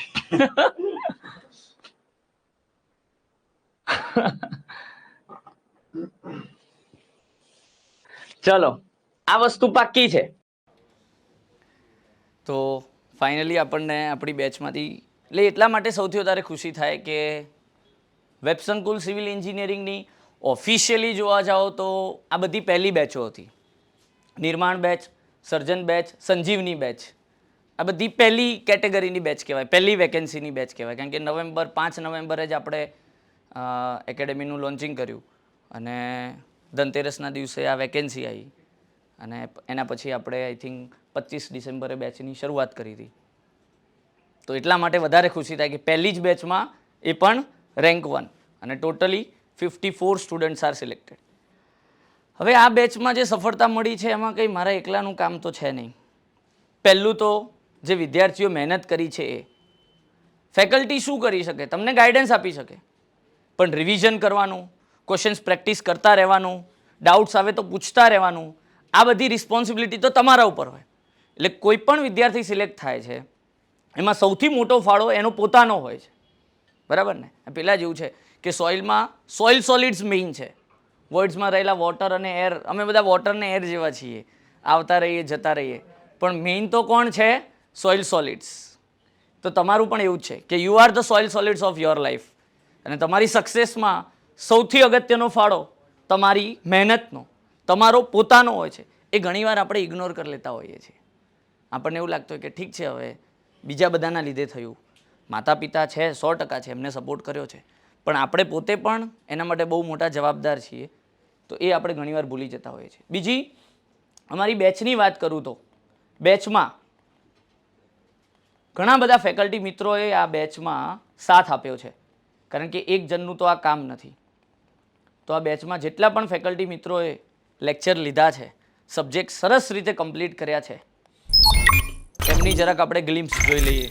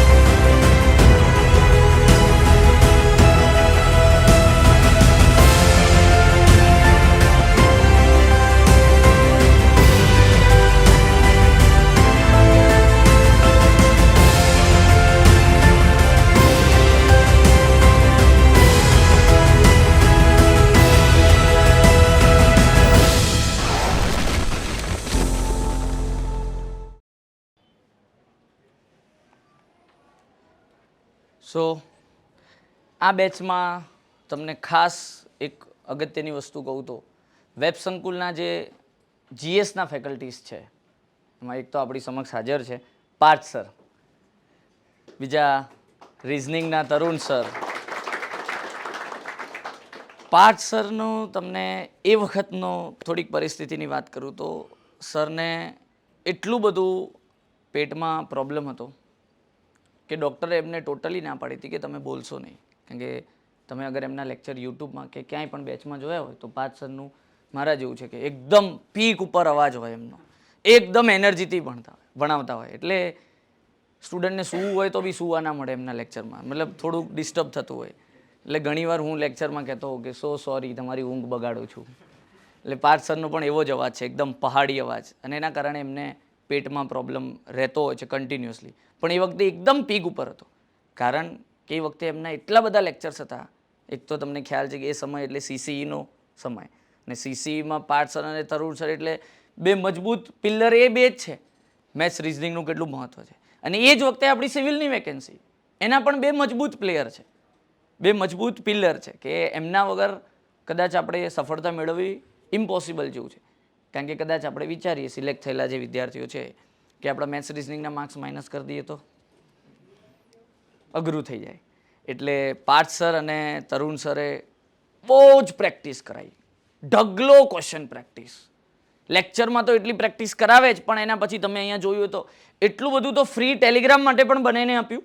આપણે ટેલિગ્રામમાં પણ ઘણા બધા ક્વેશ્ચન પ્રેક્ટિસ મૂક્યા હતા મેથ્સ રિઝનિંગના, અને બેચના વિદ્યાર્થીઓને પણ દરેક ટોપિકના ઢગલો ક્વેશ્ચન પ્રેક્ટિસ, લેક્ચર સિવાયના ટોપિક વાઇઝ ટેસ્ટ. જનરલી તો આપણે સબ્જેક્ટ વાઇઝ ટેસ્ટ રાખતા હોઈએ, એટલે કે આખા મેથ્સનો એક ટેસ્ટ, આખા રિઝનિંગનો એક ટેસ્ટ. પણ ના, સર, ભરત સર, પાર્થ સર અને તરુણ સર કે અમે ટોપિક વાઇઝ તમને ક્વેશ્ચન આપીશું ને, ટોપિક વાઇઝ ટેસ્ટ લો સ્ટુડન્ટ્સનો. તો ટોપિક વાઇઝ ટેસ્ટ માટે પણ એમણે ઘણા બધા ક્વેશ્ચન આપ્યા હતા. અથાગ પરિશ્રમ. એના પછી નિર્મિત સરને યાદ કર્યા વગર તો ચાલે જ નહીં. સમહાવ આજે રવિવાર છે એટલે ફેકલ્ટી મિત્રો હાજર નથી રહી શક્યા, પણ નિર્મિત સર એટલે જે એમની સાથે પોલિટી ભણેલા છે, નિર્માણ બેચના વિદ્યાર્થીઓ, એમને ખ્યાલ છે કે એમણે 33 કલાકમાં એકદમ શોર્ટ એન્ડ સ્વીટ પોલિટી ભણાયું, પણ એટલું જોરદાર કે 10 માર્ક્સનું આપણું પોલિટી હતું. 10 ક્વેશ્ચન, ઘણા તો સ્ટુડન્ટ એવું કહે છે ને, ઘણા કહે છે કે સર 9 ક્વેશ્ચન આપણે મિનિમમ લઈ લઈએ. 9 ક્વેશ્ચન સરના લેક્ચરની નોટમાંથી આમ બેઠા લાઇન ટુ લાઇન દેખાય, અને ઘણા બધા વિદ્યાર્થીઓએ પોલિટીમાં 8 માર્ક્સ 9 માર્ક્સ કવર કર્યા છે. તો નિર્મિત સરે આટલું ડિટેલમાં પોલિટી, અને એ બી ઓછા સમયમાં, એ બહુ અગત્યનું છે. બાકી પોલિટી દરિયા જેવડો સબ્જેક્ટ છે, 100 કલાક બી ઓછા પડે એના માટે, પણ એ સમયની આપણને ખબર છે એ વખતે બહુ જ આપણને અછત હતી, બહુ ઓછો સમય, અચાનક જ બધું આવી ગયું, આયોજન બની ગયા. એટલે 33 કલાકની અંદર આટલું સરસ રીતે પોલિટી ડિલિવર કરવું ને, એ એમની એક્સપર્ટીઝ શો કરે છે. અને એના પછી પિન્ટુ સરને પણ તમે કદાચ એ સમયના લેક્ચર જેમણે નિર્માણ બેચ, સર્જન બેચવાળાએ સાંભળેલા હશે, યાદ કરશો એ સમય તો યાદ આવશે કે એમને પણ એવો જ મેડિકલ પ્રોબ્લેમ હતો, ગળામાં બહુ પ્રોબ્લેમ હતો. ડૉક્ટરે એવું કીધેલું કે ભાઈ તમે થોડોક સમય તો ના બોલશો, એટલીસ્ટ 3 થી 4 દિવસ, અને એ જ સમય એમનો સબ્જેક્ટ ચાલતો હતો. છતાં પણ પિન્ટુ સરે રાત્રે 11 ને 12 વાગ્યા સુધી આપણે નિર્માણ બેચમાં, સર્જન બેચમાં લેક્ચર થયેલા છે. સવારે 8 વાગે ચાલુ થાય, પછી એક સ્લોટ હોય 2-2.5 કલાકનો, વચ્ચે થોડો ગેપ આવે, પાછો બપોરે લેક્ચર હોય, પાછો સાંજે એક લેક્ચર હોય, સાંજે પાછા 2 ભાગ પડે, એક 6 થી 8નો હોય તો એક પાછો 8:30 થી 11નો હોય. મતલબ આમ જોવા જાવ તો સવારે 8 થી લઈને 11 વાગ્યા સુધી પેલો આપણે શ્રાવણ મહિનામાં અભિષેક ચાલતો હોય ને, એવી રીતે લેક્ચરોનો અભિષેક ચાલતો હતો, સવારે 8 થી લઈને રાત્રે 11 વાગ્યા સુધી. અને સૌથી મોટું થેન્ક્સ, આભાર તમને પોતાને કે તમે 8 થી 11 વાગ્યા સુધી બેઠા તો અમે લેક્ચર લઈ શક્યા ને. કોઈ હોય જ નહીં લાઈવમાં તો શું કરીએ. તો તમે પણ સવારે 8 થી લઈને 11 વાગ્યા સુધી નિર્માણ બેચના વિદ્યાર્થીઓ, સર્જન બેચના વિદ્યાર્થીઓ બેઠા છે, ત્યારે સિલેબસ એટલો સરસ રીતે કમ્પ્લીટ થયો છે. ઘણીવાર અમને બી એવું થતું, સ્કેડ્યુલ મૂકું ત્યારે 8 થી 11 સિરિયસલી બેસશે, અને એકાદ વાર વચ્ચે પૂછવા બી જવું કે ભાઈ લોડ નહીં પડતો ને, કે વાંધો નહીં સર થોડોક લોડ પડશે, સહન કરી લઈશું, પણ કરિયર તો સેટ થઈ જશે, આવા દો લેક્ચર એમ. એટલે આપણે કન્ટેન્ટમાં કોઈ કચાશ ના રહે એના માટે એ સમયની અછત હોવાના કારણે એટલા લાંબા લેક્ચર્સ બી લીધા છે. ફેકલ્ટી મિત્રોનો અને વિદ્યાર્થી મિત્રોનો સપોર્ટ રહ્યો ત્યારે સિલેબસ ફાઇનલી સમય પહેલાં કમ્પ્લીટ થઈ શક્યો હતો. તો હવે આપણે સેલિબ્રેટ કરીએ ઓલ પ્લાનિંગ આસિસ્ટન્ટની સક્સેસને. બધા જ પ્લાનિંગ આસિસ્ટન્ટ આવી જાઓ, તમારા હાથે જ કેક કટ કરવાની છે, કારણ કે આમાં મારો રોલ એટલો નથી જેટલો તમારો છે. તો હવે સરે જેમ કીધું હતું એમ કે તમારી સક્સેસમાં હું કેક કટ કરું એ વધારે સારું નહીં લાગે, એટલે બેટર છે કે ઓલ પ્લાનિંગ આસિસ્ટન્ટ્સ અહીંયા આવી જાઓ.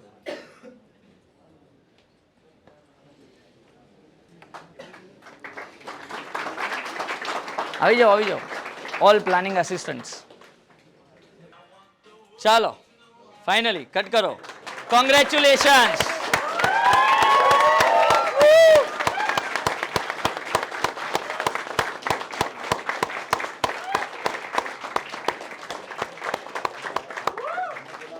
ચલો હવે તમને બધાને હું કેક ખવડાવીશ.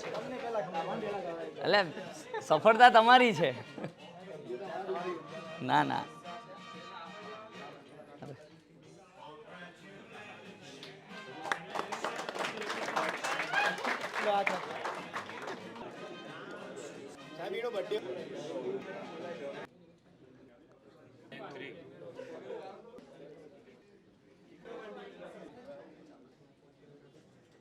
આગળ આપણે આપણું ફંક્શન વધારીશું.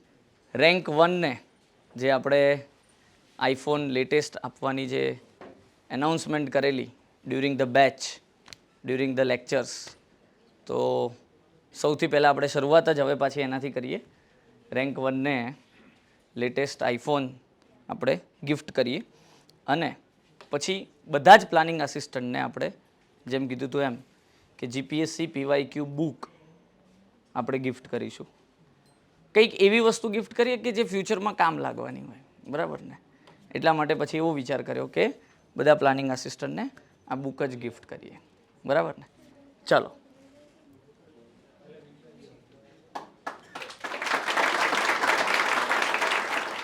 લેટેસ્ટ આઈફોન 15 તમારા હાથે જ અનબોક્સિંગ, બરાબર ને? કંઈ અંદર સાબુન નહીં નીકળે.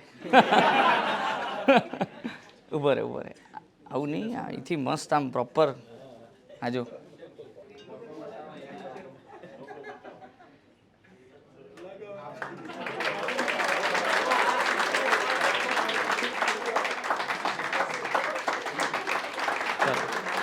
સરસ. વિનર્સવાળા મોટિવેશન તમારા માટે. તમે બી આવી મહેનત કરો, તમે બી રેન્ક 1 લાવો. તમારા વખતે 16, 17 જે હશે લેટેસ્ટ એ આઈફોન આપણે આપીશું. હમણાં ગઈકાલે જ એનાઉન્સમેન્ટ કરી હતી ને પાછી, બરાબર ને? તો તમારા માટે એક again point of motivation add થયો. બીજા તો ઘણા મોટિવેશન છે ગવર્મેન્ટ જોબના, બરાબર ને? કે લગ્ન જલ્દી થઈ જાય, બરાબર ને? પછી ડીમાર્ટ જવાય, ડાર્સીઝ લો, હેડ લોસ થતો જાય, સીપેજ લેન્થ, હમણાં જ ભણ્યા હતા. સરસ. ચલો હવે 1 by 1 બીજા પ્લાનિંગ આસિસ્ટન્ટ્સને આપણે બુક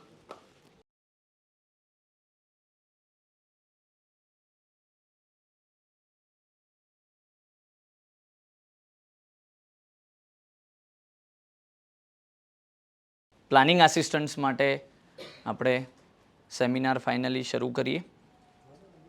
તમને ઘણી બધી વસ્તુ એવી જાણવા મળશે, કારણ કે તમે જે પોસ્ટ પર જોબ કરવા જઈ રહ્યા છો એ પોસ્ટ પર ઓલરેડી જોબ કરી ચૂક્યા છે અને અત્યારે કરી રહ્યા છે, તથા એનાથી હાયર પોસ્ટ પર અત્યારે જોબ કરી રહ્યા છે એવા હર્ષ પટેલ સર અને કુનાલ પટેલ સર તમને ગાઈડ કરે 1 by 1.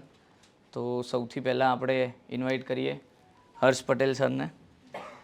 એમનું બેસિક ઇન્ટ્રોડક્શન તમને આપું તો પ્લાનિંગ આસિસ્ટન્ટ તરીકે સર 6 વર્ષનો એક્સપિરિયન્સ છે સરનો. અત્યારે રિસન્ટલી જ જુનિયર ટાઉન પ્લાનર તરીકે પ્રમોટ થયા છે. એમનું જીપીએસસી જુનિયર ટાઉન પ્લાનરની જે એક્ઝામ છે એ પણ ક્લિયર થયેલી છે, રિટન એક્ઝામ.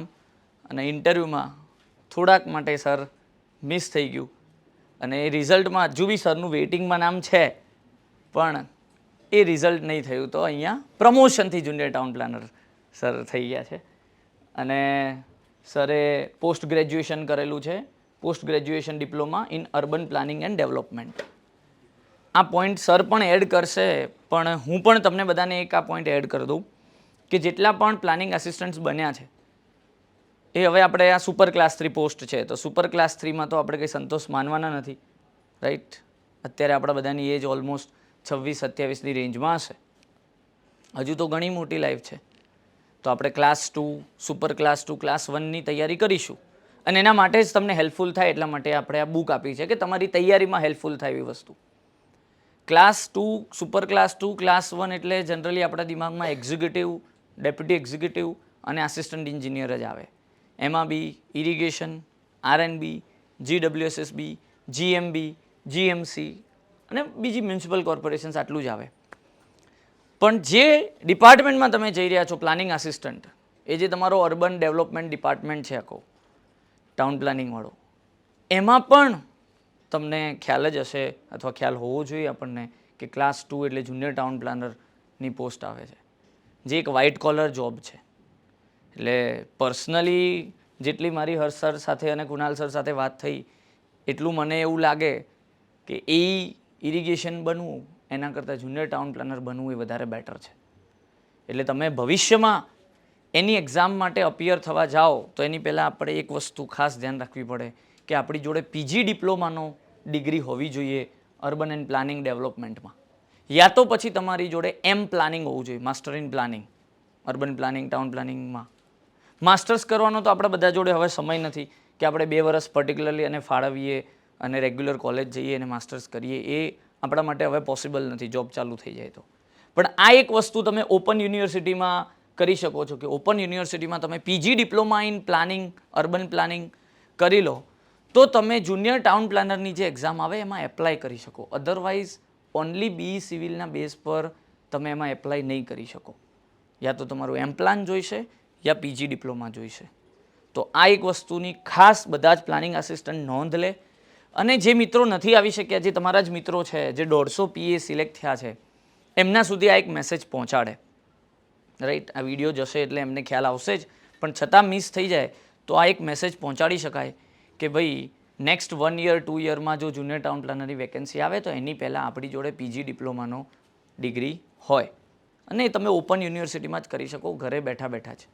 હમણાં જ હર્ષ આવ્યો ત્યારે અમારે વાત થઈ હતી, બરાબર છે, પણ એની લાસ્ટ ડેટ ઓલરેડી જતી રહી છે. 31 ઓગસ્ટે ઓપન યુનિવર્સિટી છે IGNOU, Indira ગાંધીવાળી, ઇગ્નુમાં 31 August last date હતી ફોર્મ ફિલ કરવાની. એમાં જ કોર્સ હતો PG diploma in urban planning. Extend થઈ છે કે નહીં જોઈ લેજો, આઈ થિંક નહીં થઈ હોય તો તમે એપ્લાય કરી શકો છો.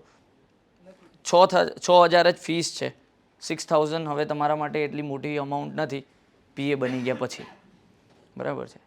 તો આ એક વસ્તુ હતી જે મેં એડ ઓન કરી છે. બાકી તો સર આગળ તમને ગાઈડ કરે છે. એકવાર સર એમનું આખું જ જેટલું પણ કહેવું છે એ તમને કહી દે, પછી તમારા ક્વેશ્ચન આન્સર આપણે શરૂ કરીએ, Q&A, બરાબર છે. કેમ છો મિત્રો? ઝેનઝી આવી ગઈ છે ડિપાર્ટમેન્ટમાં એવું લાગે છે હવે. સારું છે, બેટર. આજે અમે 8-10 વર્ષ પહેલાં હું લગભગ 2017માં લાગ્યો હતો પ્લાનિંગ આસિસ્ટન્ટમાં. એ વખતે જો ને ડાયરેક્ટ ગૌણ સેવા નથી લેતી એક્ઝામ, ડિપાર્ટમેન્ટલ એક્ઝામ જ આવતી હતી અને ઓનલી ટેકનિકલ આવતું હતું. હવે તો બધું ઘણું રિવાઇઝ થઈ ગયું છે. જેમ સરે વાત કરી એમ પ્લાનિંગ આસિસ્ટન્ટ જોબ છે, ક્લાસ 3ની જોબ છે. સેલરી તમારે એની ક્લાસ 2ની મળશે, 5 વર્ષ ફિક્સેશન આવશે, જે ફિક્સ સેલરી જે આપણું ગવર્મેન્ટનો હાલનો નિયમ છે એ મુજબ.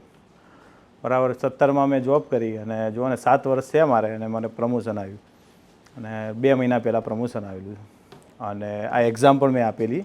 એક્ઝામ 3-1 વર્ષ પહેલાં અપિયર કરેલી હતી, પણ એ સમહાઉ એ ડીલે થઈ ગયું ઇન્ટરવ્યૂને. ત્યાં સુધી તો ન્યૂઝ આવી ગયા હતા કે ભાઈ પહેલાં પ્રમોશન આવી જશે, પણ એક એક્સપિરિયન્સ લેવા આપણે ઇન્ટરવ્યૂ આપેલું. ખૂબ સારો એક્સપિરિયન્સ રહ્યો છે. અને જેમ સરે વાત કરી એમ post graduation diploma urban planning and development IGNOU યુનિવર્સિટીમાં થાય છે અને જે આપણે વેલિડ છે, મેપ કરેલો છે. હું માસ્ટર પણ કરી રહ્યો છું, પણ એની જરૂર નથી, મેન્ડેટરી નથી. PG ડિપ્લોમા છે તો તમે JTBમાં થઈ શકશો અને JTBની લગભગ વેકેન્સી 2-3 વર્ષમાં આવી શકે છે અને ફૂલ ચાન્સીસ છે. કેમ કે અને પ્રમોટેડ જગ્યાઓ ભરાઈ ગઈ છે, ડાયરેક્ટ સિલેક્શનની જ બાકી છે. બીજું કે આ ડિપાર્ટમેન્ટ એવું છે કે જે ગ્રોઈંગ ડિપાર્ટમેન્ટ છે. બધા ડિપાર્ટમેન્ટમાં પોસ્ટ વેકેન્સી ઓછી થતી જાય છે અને અમારા જે કેવો બહુ ઓછા ડિપાર્ટમેન્ટ છે જેની પોસ્ટ વધતી જાય છે. આજે તમે બધા આવ્યા છો બરાબર, હજી બીજા 100 PAની જગ્યા મંજૂર થઈ છે, એ બધી નવી ફ્રેશ છે બરાબર છે. બીજું જેટીપીની જગ્યા નવી મંજૂર થશે, બીજી 50 જેવી 40-50 જેવી થશે, એટલે એ તમારે ઓપોર્ચ્યુનિટી રહેશે. અને બાકી કેવું છે કે આ ક્લાસ તો બરાબર છે પણ બાકી સેલરી ઉપર ડિપેન્ડ છે. સેલરી તમારું ગ્રેડ્યુએશન ક્લાસ 2નું જ છે એટલે તમને એવું કે વાંધો નહીં આવે. તમે ટોપ 15 એવા ગવર્મેન્ટ એમ્પ્લોયમાં છો, તમારો ગ્રેડ પે છે બરાબર. જનરલી 4000 ઉપરનો ગ્રેડ પે બહુ ઓછા ગવર્મેન્ટમાં હોય છે, એટલે તો પણ આપણે મહેનત તો ચાલુ જ રાખવાની છે બરાબર. ઇવન મારો એક્સપિરિયન્સ કહું, મેં ઇરિગેશનમાં પણ જોબ કરેલી છે 10-11 મહિનામાં બરાબર. પછી ત્યાં પછી હું અહીંયા આવી ગયો હતો, એટલે એ ઇરિગેશન કરતાં તો મને આ સારું લાગ્યું. બધાને પર્સનલી ચોઈસ છે, હું એમ નથી કહેતો કોઈ ડિપાર્ટમેન્ટ ખરાબ છે કોઈ સારો છે, પણ આ છે ડાયરેક્ટ ગ્રોથ રિલેટેડ ડિપાર્ટમેન્ટ છે. તમે પ્લાનિંગ કરી રહ્યા છો, બેઝિક પ્રિન્સિપલ છે પ્લાનિંગ. પ્લાનિંગ વગર કંઈ ના થાય. આજ સરના આપણે લેક્ચર રાખવું હતું એમને પ્લાનિંગ કર્યું છે, ડાયરેક્ટ આવીને લેક્ચર આપવા માંડે. એટલે મેન આ વસ્તુ પ્લાનિંગ છે. પ્લાનિંગ ઉપર આખું ઇન્ફ્રાસ્ટ્રક્ચર જે બધું છે બધું ડેવલપ થશે. તમે કેવા રોડ રાખશો, કેવી રીતે સ્કીમ ફાઇનલ થશે બરાબર, એના ઉપર આધાર છે. ઇવન આપણો SP આપણા સરદાર પટેલ રિંગ રોડ એ પણ TP સ્કીમના લીધે આખો કરેલો છે. એ બધું એડવાન્સ પ્લાનિંગની વાત છે ને. હજી એની પાછળ બીજો રિંગ રોડ થવા જઈ રહ્યો છે, એટલે એ બધું કામ કરવાની મજા આવશે. અને બેઝિક શું છે, પ્લાનિંગ આસિસ્ટન્ટ તરીકે લાગ્યા હોય તો તમે પહેલું સ્ક્રુટીની બેઝ કામગીરી તમારે ફર્સ્ટ આવે બરાબર. સ્ક્રુટીની બેઝ કામગીરી તમે કરેલી હશે. હાલ મારો પણ એક્સપિરિયન્સ છે અને મારી પહેલાં જે સિનિયર મારા સર છે કે જે પ્લાનિંગ આસિસ્ટન્ટ તરીકે જોબ કરેલી હતી, તો એ લોકો વધારે સક્સેસફુલ છે ડિપાર્ટમેન્ટમાં. ડાયરેક્ટ JTBમાં તમે લાગો એટલે એક તમારો એડવાન્ટેજ છે કે તમે પ્લાનિંગ આસિસ્ટન્ટ તરીકે લાગ્યા છો. ઇવન આની પહેલાં chief town planner Sharma sir એ પણ પ્લાનિંગ આસિસ્ટન્ટ હતા. ત્યાંથી એમને આ કહેવાય ને એક્સટર્નલ અભ્યાસ કર્યો હતો સેપ્ટમાંથી. એમને એ વખતે ગવર્મેન્ટ સેપ્ટમાં મોકલતી હતી, એટલે એમને અભ્યાસ કર્યો અને ચીફ ટાઉન પ્લાનર સુધી ગયા, જે એક જ પોસ્ટ છે આખા સ્ટેટમાં.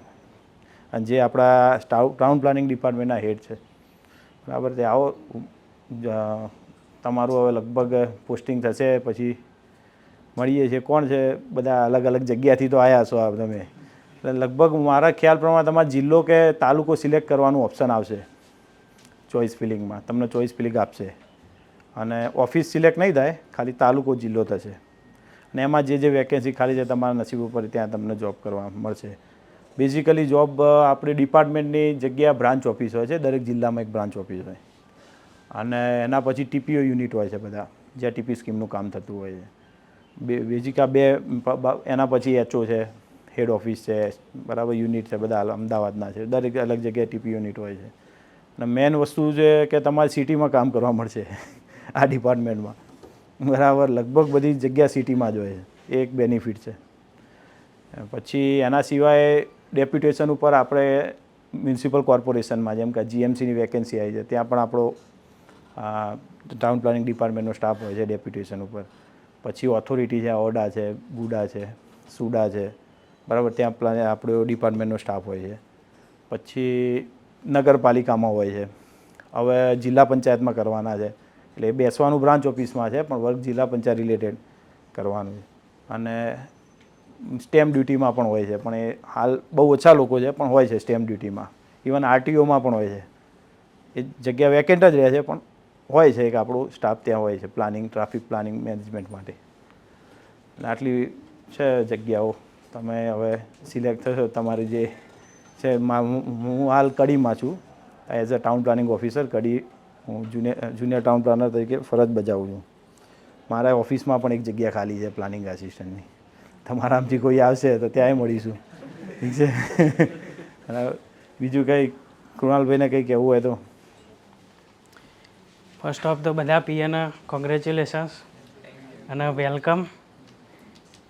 તો તમારા કંઈ હર્ષભાઈ સાહેબે ઓલમોસ્ટ બધું કહી જ દીધું છે. તમારે કંઈ ક્વેશ્ચન હોય તો કહો, ડિપાર્ટમેન્ટ રિલેટેડ, કે ભાઈ પ્લાનિંગ આસિસ્ટન્ટ તરીકે તમે લાગશો પછી શું શું તમારે એની અંદર કરવું પડશે એમ, કે ભાઈ સૌથી પહેલાં તો એક્ટ કયા લાગુ પડે છે એનો થોડો અભ્યાસ કરવો પડશે એ રીતે. એના સિવાય તમારે કોઈ ક્વેશ્ચન હોય તો કહો, કારણ કે ઓલમોસ્ટ બધું સાહેબે કહી દીધું છે. ભાઈ આપણે પ્રશ્નો પૂછીએ. તમારા ઘણા બધા પ્રશ્નો હતા ને? પ્લાનિંગ આસિસ્ટન્ટ નહીં પણ રેવન્યુ સર્વેયર જે છે હા હા એમાં સરે કામ કર્યું છે. સર એમાં વર્ક પ્રોફાઇલ શું હોય છે? એમાં બેઝ જે વર્ક છે ને એ આપણું હાલ ગુજરાતની અંદર રીસર્વેનું કામ થયેલું છે, કે જેની અંદર જમીનની અંદર અપડેટ થયેલું છે, કે જેની અંદર ગાયકવાડ સરકારે જે જૂનું એમનું રેકર્ડ તૈયાર કર્યું હતું એના પછી આપણા બાપ દાદાઓના જે છોકરાઓને બધા આવ્યા ને એટલે જે ભાગ પડ્યા હોય ખેતરની અંદર અને એની બાઉન્ડ્રી ફિક્સ થઈ ના હોય, ફક્ત આપણે મામલતદાર કચેરીની અંદર જઈને 7/12 જ અપડેટ કર્યા હોય, તો એ જે ફિલ્ડ વર્ક છે ને એ આખું રીસર્વેની અંદર થયેલું છે. અને એના અંદર બી ઘણા બધા સુધારા છે રીસર્વેની અંદર, એટલે એક એરી બી કામ છે ત્યાં, બરાબર. અને મેન વસ્તુ એ જ છે કે જે કોઈ બી સંપાદન થતું હોય, રોડ હોય અથવા તો કેનાલ હોય કે કોઈ બી હોય, તો મેન બેઝ આવે કે સર્વેનો, લેન્ડ રિલેટેડ, તો એ સર્વેનું કામ એની અંદર આવે છે મેન. ટાઉન પ્લાનિંગ કચેરીમાં અને અર્બન ડેવલપમેન્ટ ઓથોરિટીમાં બંનેની કામગીરીમાં શું ફરક હોય છે? ધારો કે બંનેમાં અલગ અલગ પ્લાનિંગ ઓથોરિટીની જોબ આવે તો સેમ હોય છે બંનેની કામગીરી? દેખો, ઓથોરિટીની કામગીરી શું છે પહેલાં તો એ સમજીએ આપણે કે ભાઈ ઓથોરિટી એટલે કે જેટલો એનો એરિયા જે છે એને કવર કર્યો છે એ ઓથોરિટી, ડેવલપમેન્ટ ઓથોરિટી, બરાબર. હવે ડેવલપમેન્ટ ઓથોરિટી જે હોય ને એની અંદર એના ઘણું બધું વર્ક હોય, જેમ કે રોડ બનાવવાનું, બરાબર, કે બીજા બધા જે ઘણા હોય, ડ્રેનેજ હોય અને એ બધું હોય. એટલે ટાઉન પ્લાનિંગ એક બ્રાન્ચ છે ઓથોરિટીની, એની સિવાય એન્જિનિયર્સ પણ હોય ઓથોરિટીમાં, બરાબર. એક લોકલ ગવર્મેન્ટ છે, જેમ સ્ટેટ ગવર્મેન્ટ છે એ રીતે લોકલ ગવર્મેન્ટ, ત્યાં એનો બધો પાવર હોય છે, કન્સ્ટ્રક્શન કરે, સર્વેઇંગ કરે, બધું એની જોડે સ્ટાફ હોય છે. એટલે પહેલાં શું થતું, આપણા ટાઉન પ્લાનિંગ ડિપાર્ટમેન્ટની અંદર ડ્રાફ્ટમેનથી માંડી અને બધી જ પોસ્ટ હતી, પણ એનું જે વર્ક હતું ને એ હવે ઓડાની અંદર જતું રહ્યું છે, ત્યાંનો સ્ટાફ સંભાળે છે.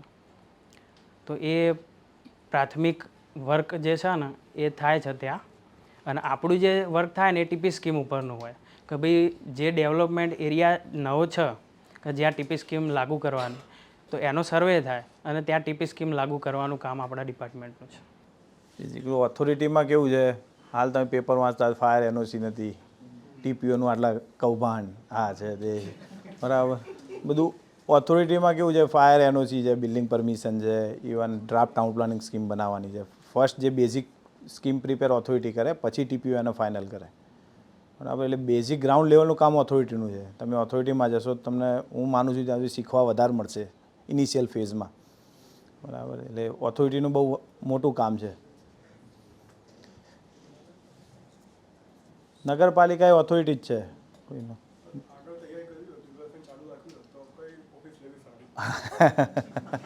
બહુ સારો ક્વેશ્ચન હોય ને, જ્યાં કામ ઓછું હોય ને તમને નસીબ ત્યાં હશે તો તમને કદાચ ઓફિસ ચોઈસ આવશે, પણ હું માનું છું ત્યાં સુધી નહીં આવે. ઓફિસ ચોઈસ તો તમારે નહીં જ આવે, જિલ્લો પસંદ કરવાનો આવશે. જિલ્લો કે તાલુકો બી હોઈ શકે, પણ તમારે જો વધારે કામ કરવું હોય તો ટીપી યુનિટમાં, હાલ જે હું છું ટીપીઓ, ત્યાં તરીકે તમે ટીપી યુનિટમાં આવો તો તમે થોડું શું છે રીડિંગ કરી શકો એમ. આપણા ટાર્ગેટ બેઝ હોય છે, ટાર્ગેટ એચીવ થઈ ગયો આપણો તો પછી તમે એટલા દિવસ ફ્રી હોય છો તો વાંચી શકાય એમ.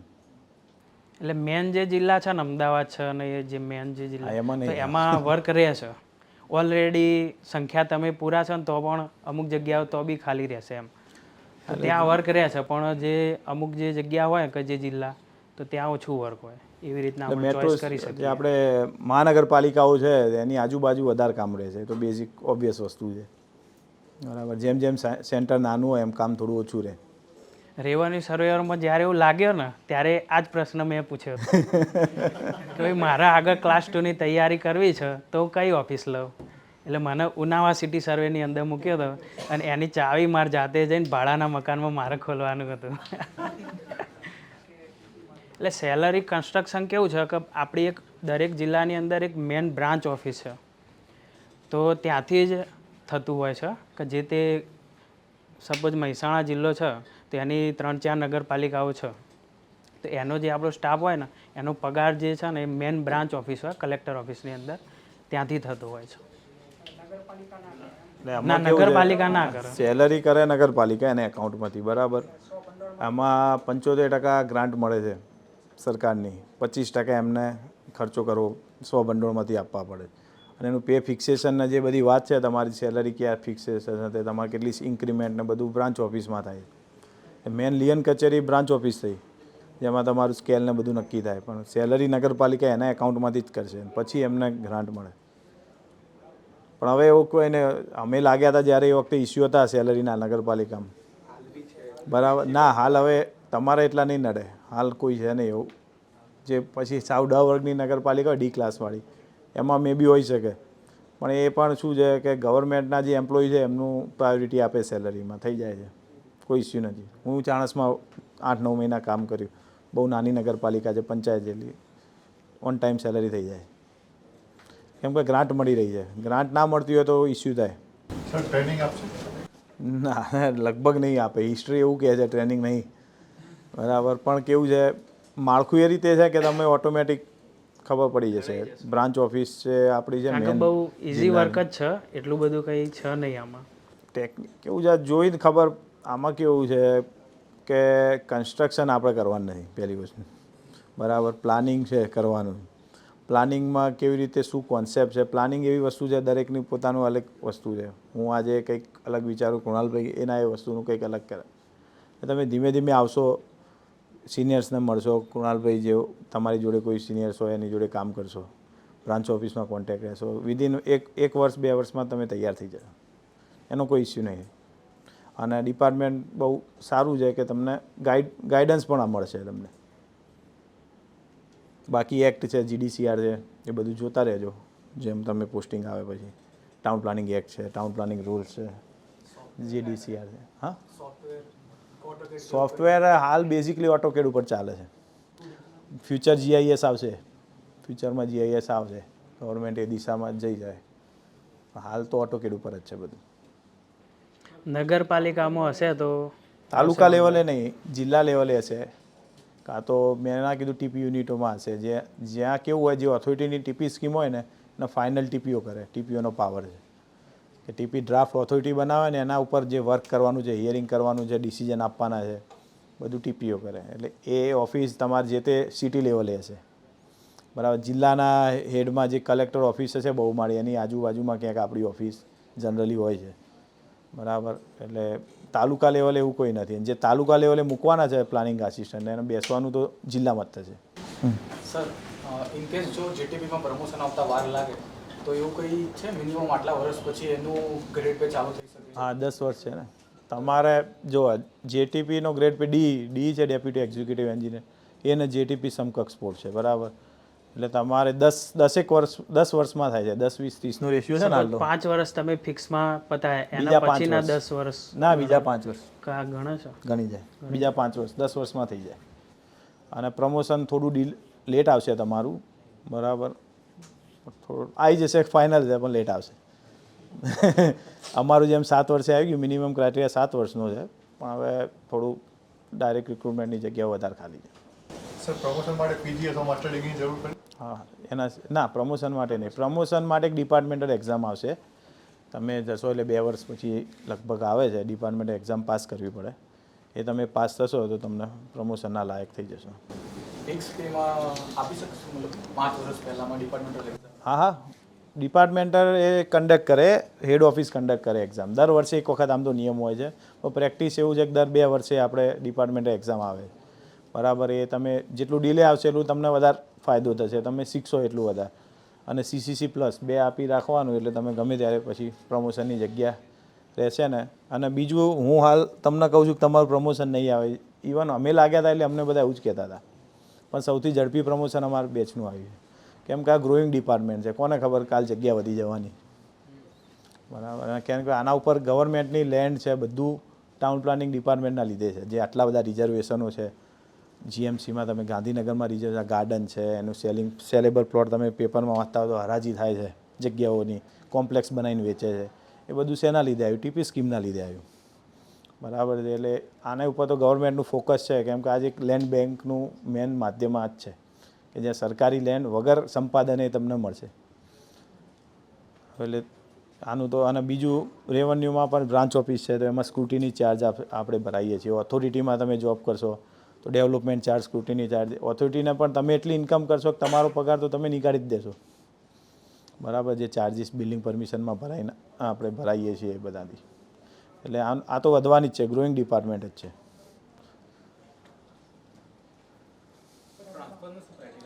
ટ્રાન્સફર 3 વર્ષ પછી ગમે ત્યારે થાય. અને તમે પ્લાનિંગ આસિસ્ટન્ટ લેવલ સુધી તમે એવું કંઈ બહુ મોટું તમારું મેજર ચેન્જીસ ના આવે એમ, કારણ કે પ્લાનિંગ તમારું નામ કંઈ ખરાબ ના હોય તો તમને નજીકમાં જ મૂકશે. એટલે એવી વસ્તુ છે. હું જોવા ને, હું મહેસાણા જિલ્લામાં, પાટણ જિલ્લામાં બસ 2 જગ્યાએ, પાટણ જિલ્લામાં 9 મહિના, બાકી મહેસાણા જિલ્લામાં જ જોબ કરી. આ પ્રમોશન આવી તો મહેસાણા જિલ્લામાં જ આવી. પણ ઇવન ક્લાસ 2 ક્લાસ 1 થશો પછી તો ગમે ત્યાં પ્રમોશન આવે છે, એમાં કોઈ ફિક્સ નથી. પણ ક્લાસ 3માં જનરલી નજીક રાખે છે. પ્રમોશનમાં તો સર કઈ રીતે હોય એમ હાલ મેં લાગ્યા બધા તો પ્રમોશન સિનિયરિટી કે રેન્ક વાઇઝ? સિનિયર તમારા રેન્ક વાઇઝ હોય. એમ કે આપણા હર્ષભાઈ છે તમારા બેચમાં, એ તમારાથી સિનિયર જ રહેશે. બરાબર, એવું છે. તમે 1 મહિનાની અંદર પહેલાં હાજર થાઓ ને એવું બધું રેસ કરવાની કોઈ જરૂર નથી. 1 મહિનાનો ટાઈમ છે તમારા જોડે. એમ કે અમે રેસ કરી ચૂક્યા છીએ. રાતોરાત નોટરી કરાવવા ગયા હતા બોન્ડની. પેલા વકીલોને બધા ઓળખીતા હતા, ફોન કરીને બોલાયા હતા, મને નોટરી કરી આપો, મારે કાલ હાજર થવાનું. એવું કોઈ હોતું નથી. 1 મહિનાનો ટાઈમ છે તમારા જોડે. સર, જે મહાનગરપાલિકા જે નવી મંજૂર થઈ એમાં 100% સ્પોર્ટ, એ જ કહું છું ને, એમાં પોસ્ટ વધવાની છે. એમાં ટાઉન પ્લાનર, જેટીપી, પ્લાનિંગ આસિસ્ટન્ટ દરેક પોસ્ટ આવશે. અને તમારું જો ડિલે થશે તો તમને ડાયરેક્ટ ત્યાં જવાની ઓપોર્ચ્યુનિટી મળશે. જો સપોઝ આજે મેટર ચાલી રહી છે અને ડિલે થાય તો. બરાબર, એટલે એ પણ આ મોરબી છે, મહેસાણા છે, આપણું ઘણી છે. 8 કેટલી છે આપણે? 17. હા, ટોટલ 17 થઈ. ઓકે, એટલે ત્યાં બધે આપણી પોસ્ટ, આપણી વગર નહીં ચાલે એવું છે. બરાબર, ફ્રેન્ક વસ્તુ છે.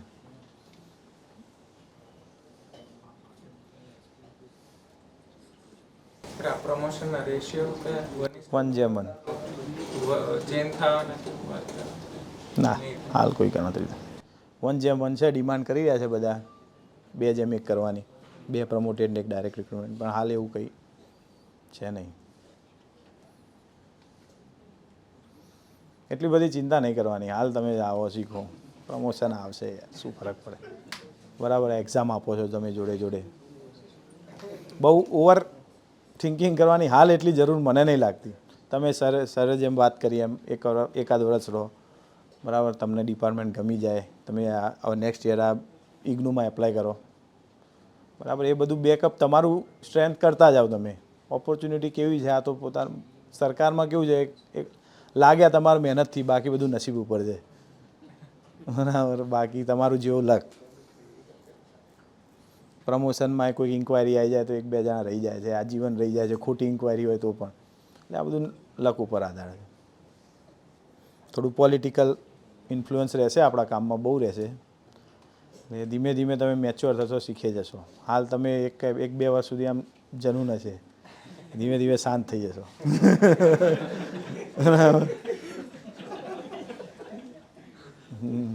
કે આપણે કેમ આવું થાય ને, ધીમે ધીમે કેવી રીતે જવાબ આપવો, શું કરવું, એ બધું ખૂબ શીખવા મળશે આમાં. કેમ કે તમને તમારે એમએલએ પણ ઓળખતા છે, તમે એવી જગ્યાએ છો તો. કે જેને આ GWSSB એક્ઝામ ક્લિયર 125 કરવાનું નથી ક્લિયર નથી થયું, એ પેલી સાયકલ ફરવા કરતા, કે સરે કીધું ને એમ, એ પેલી સાયકલ તમારે 2.5 વર્ષે ફરશે અને એનું 2 વર્ષનું પ્રમોશન પત્તા અહીંયા તમારે 5 વર્ષવાળી સાયકલ પૂરી થઈ જશે PE. તો જે હવે 0 થી એ માટે વિચારતા હોય એ થોડુંક આ બાજુ બી JTP તરફ બી વિચારી શકે. એના પછી ઇગ્નોની અંદર હા, પ્લાનિંગ ઇગ્નુ કરી વાળું, પછી ઇગ્નુ વાળું તો મારા ખ્યાલથી બધાએ કરી લેવાય. બધા કરી લેવાય. કેમ કે હજુ ઇન્ટરવ્યુમાં આપણને શ્યોરિટી ક્યાં છે કે થઈ જ જવાનું છે. હોપ ફોર ધ બેસ્ટ, પણ વર્સ્ટ કન્ડિશન માટે રેડી રહેવું પડે. નેક્સ્ટ યર આવશે. જૂનથી તમારે જોવાનું ચાલુ કરવાનું. અમે બીજી આપી કોઈ દઈએ. ઓપન યુનિવર્સિટી ખરી ઇગ્નુ સિવાય? ના, ઇગ્નુ વેલિડ છે, બાકી કોઈ નથી. અચ્છા, બીજી વેલિડ ના, નથી. વેલિડ આવવાનું છે ને, બીજું ઇન્ટેક હોય છે. વિન્ટર એડમિશન બી હશે. હા, તો એટલે અને એમાં કેવું છે, ખાલી એક એસાઇનમેન્ટ લખવાનું હોય છે ને એક્ઝામ આપવાની હોય. હા, ના, વેલિડ છે, હાલ તો વેલિડ છે. હાલ વેલિડ છે. પાછી એને વેલિડ કરી અને ના, પોસ્ટ ગ્રેજ્યુએશન ડિપ્લોમા વેલિડ હતું પહેલેથી, લગભગ પહેલેથી હતું. બહુ પહેલાં નહોતું, બહુ એટલે આજ 20 વર્ષ પહેલાંની વાત છે. એના પછીના જે આરઆર આવ્યા ને એમાં તો આવી ગયું છે. એટલે વિન્ટર વાળું જોતા રહેજો. જાન્યુઆરીમાં બી એડમિશન ખુલતા હોય છે. આઈઆઈટીઝમાં બી એવું હોય, સમર એડમિશન, વિન્ટર એડમિશન. તો ઇગ્નુમાં જો વિન્ટર વાળું આવે જાન્યુઆરી વખતનું, તો એ તમે જોઈ શકો છો. એ વખતે આવે તો ભરી દેવાનું. પીજી ડિપ્લોમા તો કરી જ લેવાનું. હા, એ તો અને એમાં એમ કામમાં આવશે, કંઈક નવું જાણવા મળશે. એવું નથી એક્ઝામની તૈયારી કરશો ને, મને ખુદ એવો એક્સપિરિયન્સ છે, કંઈક નવું જાણવા મળ્યું એમ, ભલે લેક્ચર આપણે અટેન્ડ નહીં કરે. અને એનઓસી લઈ લેવાનું ડિપાર્ટમેન્ટનું, એ તો તમે લાગશો એટલે બધું તમને ગાઈડન્સ મળી જશે. બીજું કોઈ સર ડિપાર્ટમેન્ટમાં પબ્લિક ડીલિંગ કેવું રહે છે, મતલબ વધારે ઓફિસ ઉપર ડિપેન્ડ છે. જેમ કે ઓથોરિટીમાં તો ખૂબ પબ્લિક ડીલિંગ, બ્રાન્ચ ઓફિસમાં પબ્લિક ડીલિંગ, ટીપીઓ યુનિટમાં થોડું ઓછું પબ્લિક ડીલિંગ, એવું છે. ઓફિસ ઉપર છે, રહેશે પબ્લિક ડીલિંગ. કેમ કે ટીપીઓ ઓફિસમાં તમારે હિયરિંગ કરવાનું હોય. દરેક જેટલા ખેડૂતો છે એમને બોલાવવાના હોય, સાંભળવાના. એના નહીં આવે પણ તમારે બોલાવવાના હોય, એટલે પબ્લિક ડીલિંગ તો રહેશે. પોલિટિકલ અને પબ્લિક રહેશે ડિપાર્ટમેન્ટ. મેન્ટલી થોડું સ્ટ્રેસ રહેશે. લેશો તો હા, એ તો લેશો તો ભાઈ આપણે વાત થઈ ને ભાઈ, તમારે કંઈક બીજા જવા તૈયાર રહેવાનું ના લો તો.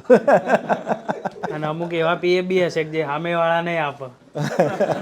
એ તો બધા જાતના માણસો છે. આવજો, મજા આવશે. સર તમારું વેલકમ કરશે. હા, 100% આપણી ઓફિસમાં જગ્યા છે જ. એટલે એક જણ તો મિનિમમ જેને તૈયારી કરવી હોય તો આવી જજો. કામ મેં બધું કરીને જ રાખેલું છે.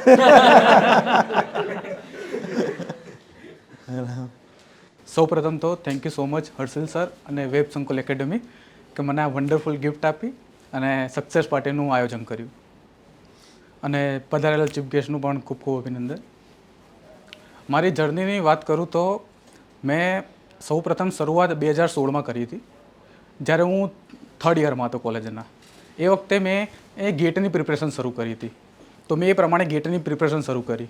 અને એ વખતે મારો ટાર્ગેટ હતો કે આઈઆઈટીમાંથી કરું કે એનઆઈટીમાંથી કરું કે કંઈ નહીં તો પીએસયુ લઈ લઉં. પણ 2018માં ગેટ આપી એટલે ખાલી ક્વોલિફાય જ થયું. બરાબર. પછી ત્યારે મને એવું લાગ્યું કે હવે ખાલી ગેટ ક્વોલિફાય કરવાથી તો આગળ કંઈ થશે નહીં, કે આગળ કંઈક કરવું પડશે. અને ત્યારે પછી મને ખબર પડી કે આપણે ગવર્મેન્ટ જોબનું પણ સારું એવું હોય છે અને એમાં માસ્ટરની જરૂર પણ એટલી ઓછી નહીં હોતી. એટલે પછી મેં એ તરફ વળ્યો, ગવર્મેન્ટ જોબ તરફ. અને સાથે સાથે ગેટની બી તૈયારી ચાલુ જ રાખી હતી. 2019માં અગેન આપી, અગેન ક્વોલિફાય જ થયો કે આગળ કંઈ થયું નહીં.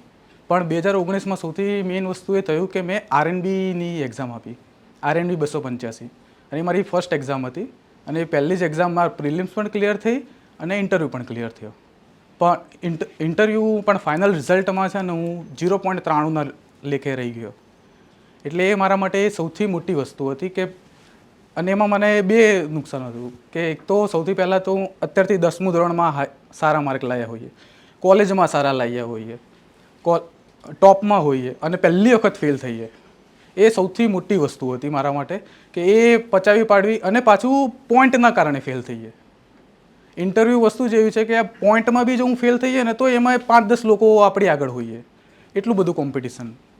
એટલે એ મારા માટે સૌથી પહેલું નિષ્ફળતા જે હતી ને એ મારા માટે પચાવી વડે બહુ મોટી વસ્તુ હતી. અને એ કરતાં કરતાં પછી ધીમે ધીમે 2000 તો પણ મેં તૈયારી તો ચાલુ જ રાખી હતી. પછી 2020નો કોરોનાનો ટાઈમ આવ્યો અને કોરોનામાં બહુ કપરી પરિસ્થિતિ હતી. કોરોનામાં પ્રિપેરેશન થોડુંક ડાઉન થઈ ગયું હતું ફેઝ મારો. અને પછી મેં 2021માં જે સળંગ 3 એક્ઝામ આવી હતી, જે ઇરિગેશન 165ની હતી, GWSSB 125ની હતી અને ઇરિગેશન 119ની હતી. આ મેં આપી હતી. તો એમાંથી 2 એક્ઝામમાં પ્રિલિમ્સ ક્લિયર થઈ ગઈ હતી મારે, ઇરિગેશન 165 ને ઇરિગેશન 119માં. એટલે પછી મેં વિચાર્યું અને એ વખતે આગળ બી ખબર પડી ગઈ હતી કે પ્રોસેસમાં ડિલે થવાનું પોસિબલ છે, કેમ કે જે ચેરમેન સાહેબ હતા રિટાયર થવાના હતા. એટલે મેં એ ઓપોર્ચ્યુનિટી ઝડપી અને મેં પ્રાઇવેટ જોબ ચાલુ કરી દીધી. મેં કીધું એક વખત ઇન્ટરવ્યૂમાં આપણે જઈએ અને પ્રાઇવેટ જોબનું કહીશું ને તો કંઈક ઇફેક્ટ આવશે મને. તો મેં પ્રાઇવેટ જોબ ચાલુ કરી એએમસી રોડ પ્રોજેક્ટમાં પીએમસી તરીકે અને એનો એક્સપિરિયન્સ મેળવ્યો.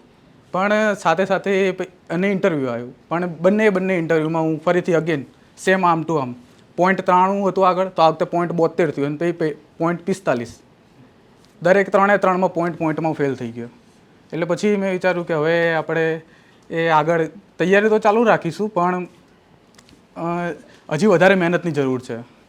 તો એવામાં પછી આ પ્લાનિંગ આસિસ્ટન્ટની ભરતીની ખબર પડી, અને જે મેં આ 2018થી હું તૈયારી કરતો હતો, ક્યાંય નામ સાંભળ્યું નહોતું પ્લાનિંગ આસિસ્ટન્ટનું. એની એક્ઝામ જ સૌથી પહેલી 2017 આસપાસ લેવાઈ હતી કે એની પહેલાં લેવાતી હશે. તો એની ખબર પડી તો વિચાર્યું કે હવે આ આપણે છેલ્લી એક્ઝામ છે અને આમાં ફૂલ મહેનત કરીશું. અને સાથે સાથે સરની બેચનું પણ ધ્યાનમાં આવ્યું કે સરની બિગ સરપ્રાઈઝ આપી સરે, અને સરે જે બેચ કીધી એ પ્રમાણે જ રહ્યું સર. આ મારી પરીક્ષાનો છેલ્લો સાથી રહ્યો. જે બેચની ટેગલાઈન હતી એ જ સર મને હેલ્પફુલ થઈ આપ. અને સરના કન્ટેન્ટ ને એ બધું મેં જોયું. પછી સરની ચણતર અને ગણતર સિરીઝ હતી યુટ્યુબમાં, એ પણ મેં જોયા હતા. સાથે સાથે ડિજિટલ ક્લાસ નોટ સર જે પ્રોવાઈડ કર્યા હતા એ પણ દરેક સબ્જેક્ટને એ પણ ખૂબ જ હેલ્પફુલ થયા હતા. અને એમ કરીને પ્લાનિંગ આસિસ્ટન્ટની આપી અને વિચાર્યું હતું કે આ વખતે ગમે તે થશે પણ ફૂલ મહેનત કરીશું અને લાવીને જ રહીશું. આમ એટલું તો હતું કે ક્લાસ 2ની કરું છું એટલે આમાં સિલેક્ટ થઈ જશે એવું મને આમ થોડું પહેલાંથી લાગતું હતું, પણ ફર્સ્ટ રેન્ક આવશે એવું મેં ક્યારે સપનામાં નહોતું વિચાર્યું. અને આટલા જે નિષ્ફળતા ગયા એના પછી આ જે મને આ સફળતા મળી, અને એમાં સર તમારી જે બેચનો અને જે ડિજિટલ ક્લાસ નોટ્સનો સર મને ખૂબ જ હેલ્પફુલ થઈ. એ બદલ ખૂબ ખૂબ આભાર. એક વસ્તુ વિનર્સવાળા કનેક્ટ કરશે બેચના લેક્ચર્સ પરથી. હું એમને વારંવાર કહેતો હોઉં છું કે પ્રિલિમ્સના ભલે તમારા 1 માર્ક્સના ભાગ્યા 6 થતા હોય, પણ 1/6 થાય છે એવા 3 કે 4 ક્વેશ્ચન્સમાં ફરક પડી જાય. તો તમે અહીંયા લાઈવ એક્ઝામ્પલ જોઈ રહ્યા છો કે માણસ 4 વાર ફાઇનલમાં પોઈન્ટથી રહી ગયો છે. હવે ઇન્ટરવ્યૂ હાઈલી અનપ્રિડિક્ટેબલ છે. તમે કોઈ પણને પૂછશો, આને પૂછશો, કોઈ પણને પૂછશો જેને ઇન્ટરવ્યૂ આપેલા છે, ફેસ કરેલા છે. ક્લાસ 2ના ઇન્ટરવ્યૂ ઇઝ હાઈલી અનપ્રિડિક્ટેબલ. અને અનપ્રિડિક્ટેબલ કરતાં એક શબ્દ બોલવો વધારે બેટર છે, not in your control, uncontrollable. But prelims તમારા હાથમાં છે. એટલા માટે જ હું ઘણીવાર કહેતો હોઉં કે ક્લાસ 1 કેમ ઇઝી પડે ખબર છે? ક્લાસ 1માં જે 800 માર્ક્સની મેઇન્સ છે, ચલો લેંગ્વેજના 200 માર્ક્સ કાઢી દઈએ, 600 માર્ક્સ તમારા હાથમાં છે. અને ત્યાં કંઈ /2 /6 નહીં થતું. એટલે ક્લાસ 1 છે ને એ વધારે કંટ્રોલેબલ, એનું રિમોટ કંટ્રોલ તમારા હાથમાં હોય ક્લાસ 2 કરતાં. કારણ કે ક્લાસ 2માં ઇન્ટરવ્યૂનું વેટેજ વધારે હોય છે, અને interview is not in your control as well as unpredictable. પણ એ ચલો એ આપણા હાથમાં નથી. ક્લાસ 2ની વેકેન્સી ઓબ્વિયસલી વધારે જ આવવાની છે કમ્પેર ટુ ક્લાસ 1. પણ ત્યાં તમે પ્રિલિમ્સ જોડે કનેક્ટ કરો કે પ્રિલિમ્સમાં આપણને એવું લાગે કે સર 4 MCQ વધારે સાચા પડી જવાથી શું ફરક પડવાનો છે? મૂળ તો ઇન્ટરવ્યૂમાં ખેલ છે ને. પણ નહીં, ઇન્ટરવ્યૂમાં તમારા જે માર્ક્સ આવવાના છે એ તમારા કંટ્રોલમાં નથી. પણ પેલા પ્રિલિમ્સમાં વધારે 4 લાવી દેશો તો એના /6 થઈ જાય. તો તમે કદાચ આવા જે પોઈન્ટના કારણે જે રહી જાય છે એ વસ્તુની ગેપ, એ વોઇડ તમે ત્યાં ફીલ કરી શકો છો. આવા ઘણા સ્ટુડન્ટ છે જે મેં જોયેલા છે.